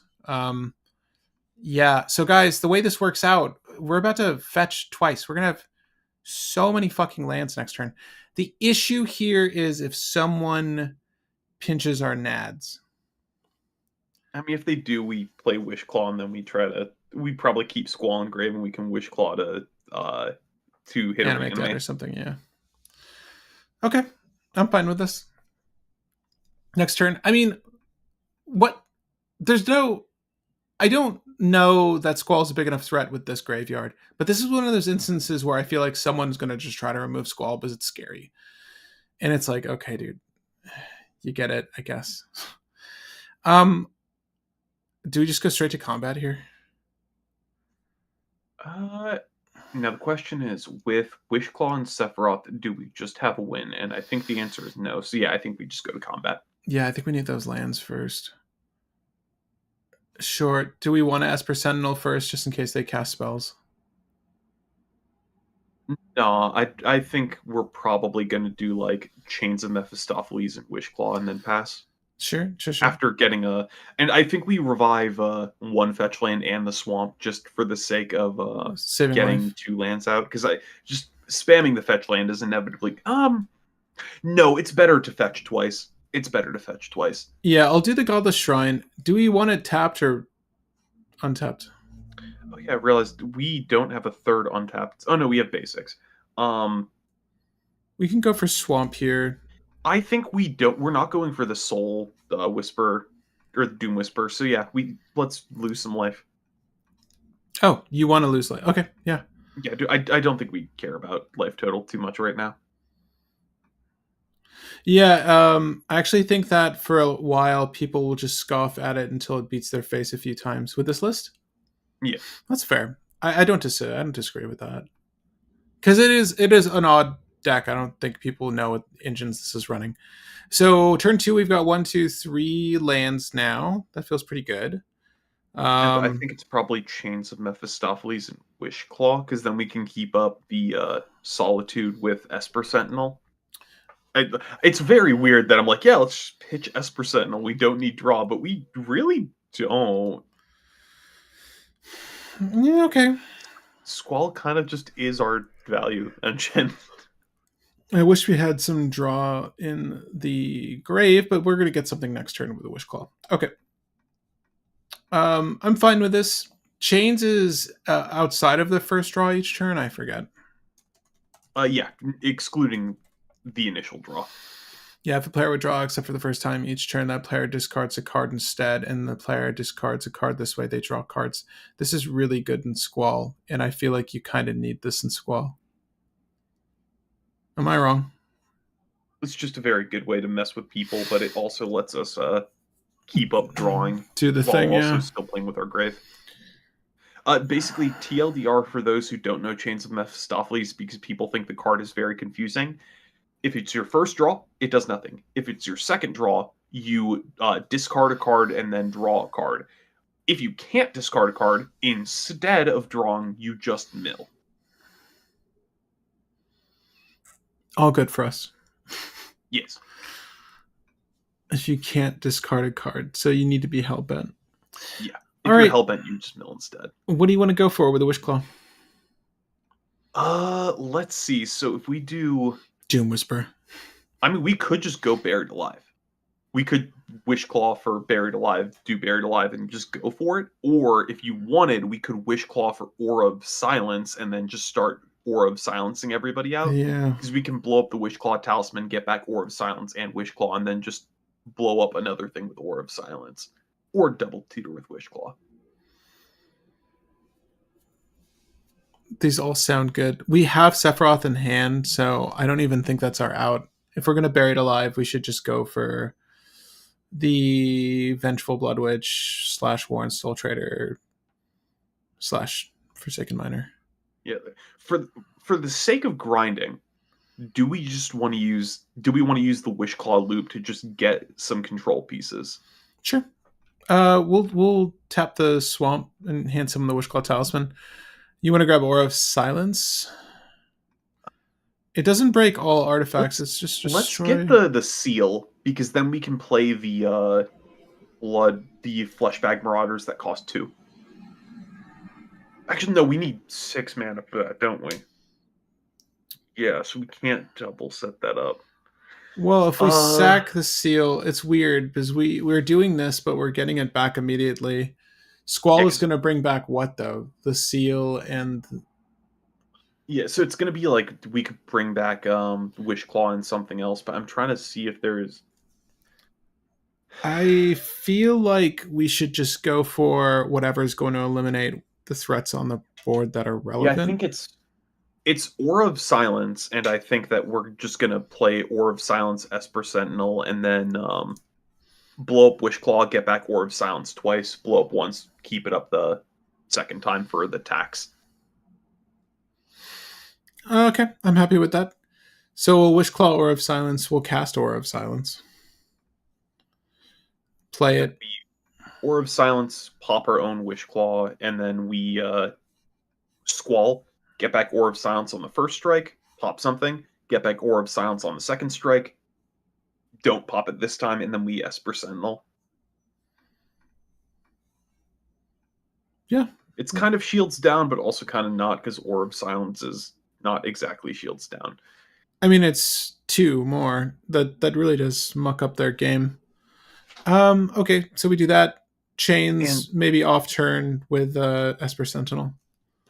yeah, I was gonna make sure that Chains is when you draw your card, except for the first card you draw on each of their draw steps. So yeah, it's only on our draw step is the card protected. So we would be discarding a card and drawing a card, and I think we discard Sephiroth. Sephiroth. I Yeah. think we're fine with Adam in hand. Yeah, that's fine. So Sephiroth goes. We'll draw a card. We're just saying that someone could force. They might be trying to force us with Esper Sentinel here, which is honestly a bad move.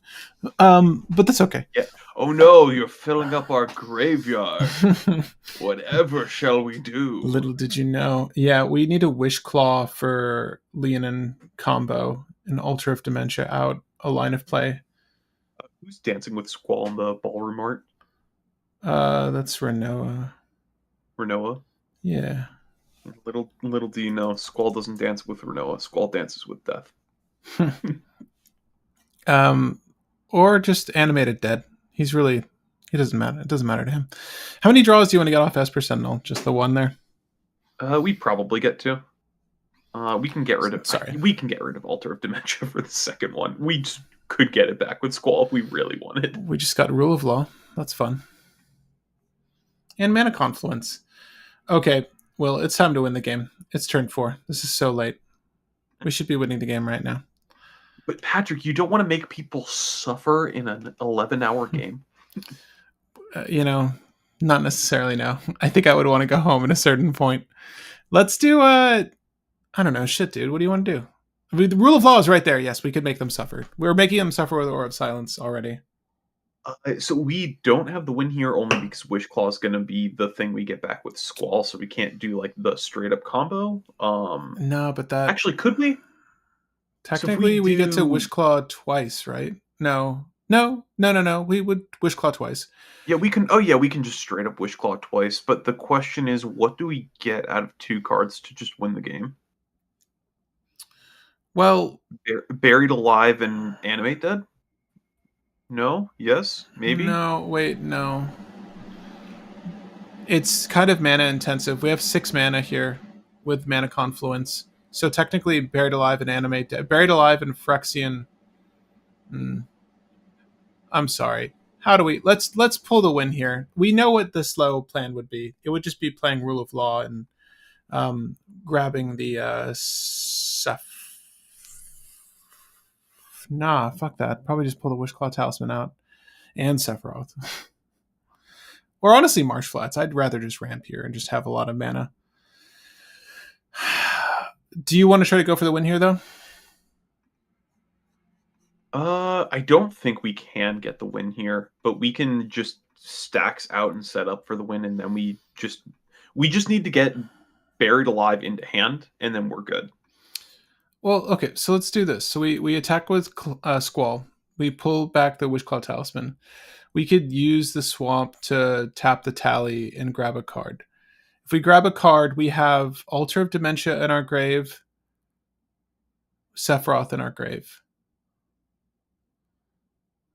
How does Sephiroth read again? Does he work with Lean and Relic Order? As a blood artist, yes. Wait, how do we not have the win here? Give me a second. If we kept Altar of So Dementia in our hand there, could... So the thing is, with Sephiroth and Grave, we need to reanimate Sephiroth, and then we need 2 other cards. The issue is that we only have 2 Squall triggers, not 3. What if we kept the Altar of Dementia in hand? We'd be able to self-mill Yeah, ourselves if we kept the Altar of Dimension in hand, that would instead of do the it. Yeah, because Solitude. we just we get Leonin back. We play Altar of Dementia, sacrifice Leonin, animate dead Leonin. Yeah, that would do it. Well, let's do So that. yeah, if we thought this through, yes, we would get there. Yeah, I want to keep that. So we got rid of Solitude instead of Altar. We Yeah, that's just fine. played it dumb because I thought we were gonna play it a little bit slower. But yeah, you just wanted to go for the win.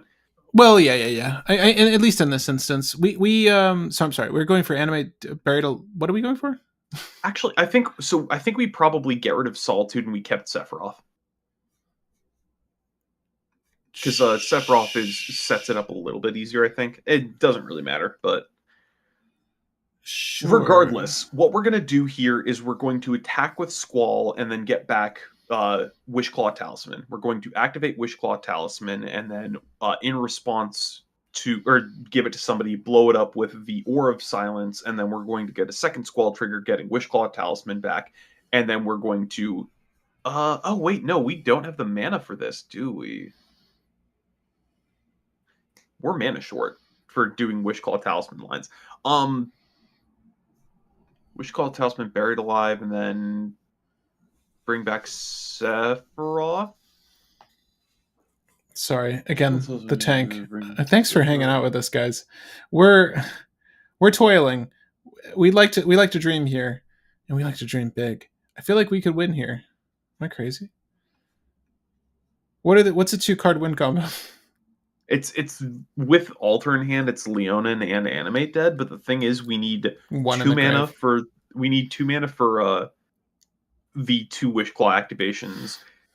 A way to get Leonin into our graveyard, and unfortunately, it's 2 for Animate Dead, 2 for Altar. So we need to get Leonin into the graveyard for 0. Oh wait, hold on. We don't find no. But I was gonna say we unmark Grave Leonin, but that's just the same as not of getting Leonin and sacking Leonin. Well, what if one of the things we find is something that lets us sacrifice creatures for mana? Like, what if we try to go for... I really feel like I could build FFVIII commanders all year and never get sick of it. Yeah. Honestly, the way this set is, that there are so many playable legendaries and so many diverse ways of playing them that, yeah, you legitimately could. We're going to be building Final Fantasy for a minute, I'm sure. This is killing me, dude. I hold up. Okay. What if one of the things is the Worn Soul Trader? Is it 3 mana? Worn Soul Trader is 3 mana. Worn Soul Trader would be net positive though. Same with Phyrexian Altar. If we killed Squall and we killed the Esper Sentinel, which isn't great. But that would also allow us to pull the Animate Dead and... Well, shit, we can't really do this. Like, we need... There's too many moving parts here. I think the issue is that we're like a mana short. Yeah, all of these combos require like 3 things. And we only get to do 2 things with Squall. And if those 2 things are reutilizing the Wishclaw Talisman, I don't think that's enough. That's okay. I think there's a grindy strategy here, and that's fine. We just should not have used the second Wishclaw on our previous turn for stack stuff. We should have used it to just find Buried Alive and then cast Buried Alive on this turn. Yeah, if we were going for a win, and that's really like board dependent. Like if our opponents were showing that they weren't getting anywhere, we didn't really hammer them too much. Yeah, if we wanted, we could Wishclaw Talisman here for like strip mine, and then we just strip mine the crap out of our opponent. Just generically, Ore of Silence making stuff like Ristic and artifacts cost more will slow people down enough that they can't ramp too well. And then if we got strip mine, we could just start strip mining our opponents from here to Kingdom Come. So even if we don't get the win this turn, we still could get a win. I think that we could have done Buried Alive last turn in hand and then just gone for the win this turn, but I feel like there's some weird freaking setup to get a win right now, but I cannot for the life of me see it. No, neither can I. I mean, I feel like just putting Wishclaw into play and putting Marsh Flats just ramping more is fine, or Sephiroth, honestly. But if we put Wishclaw into play and we fine, let's just get the Marsh Flats right. Just keep thinning our deck, and then we play Rule of Law here. This would not be a bad turn. Do you know what I mean? Like this feels good to me. They're Yeah. limited to one card per turn. Their things cost 2 more to play. If they're trying to draw cards, they're fucked. Let's just rip the Marsh Flats really quick. I'll grab a Plains this time. I if we wanted to do a setup that would be both safe and good this turn, I think we do Orb Silence and then we set it up with a Wish Claw Talisman and Well, if we just had Sephiroth on the field, that's we one element out of the way. what I was going to end up with as our board state is we get Ranger Captain of Eos to find Forsaken Miner, and then we keep Forsaken Miner in our hand, and we can end up with Aura of Silence still in play, with a Wishclaw also still in play, I think, or just Wishclaw in play, not Aura of Silence, or other way around. It doesn't really matter. And then with Sephiroth in our graveyard, Miner in hand, Wishclaw finds the third piece, and then we just get there. How are you getting the Ranger Captain? Wishclaw. I'm saying this turn is set up. We just find Ranger Captain with Aura of Silence in play or Wishclaw, and then we just have Ranger Captain, Aura of Silence to control out the board, and then we get there next turn. All right. And that's the safest line that should theoretically get us there. Oh, I see what you mean. You wanted to Wishclaw this turn. Yeah, do the double Wishclaw thing, but we just find, or not double Wishclaw, we do one Wishclaw and then one healthy setup, whatever the Squall thing would be. So Squall, get back 2 things. We get back Wishclaw, activate Wishclaw, pop Aura of Silence to get rid of the Wishclaw. Then we get back either or, shouldn't matter. We'll say we get back Aura of Silence for the sake of safety. And then the one card we got back, or got off Wishclaw, is Ranger Captain of Eos. Play Ranger Captain. Now we have Aura of Silence and Ranger Captain in play to slow down the game. We have Forsaken Miner in hand and Sephiroth in graveyard. Attack with Squall. Next turn, get back the Wishclaw Talisman and Sephiroth, and then we play Forsaken Miner. Play the altar off of the Wishclaw Talisman. Game. That's turn 4 or 5. I think That would be turn 5, but we theoretically could have done it on turn 3, I think, but we chose to play it slow. So, guys, that's Squall, SeeD Mercenary. Deck did good.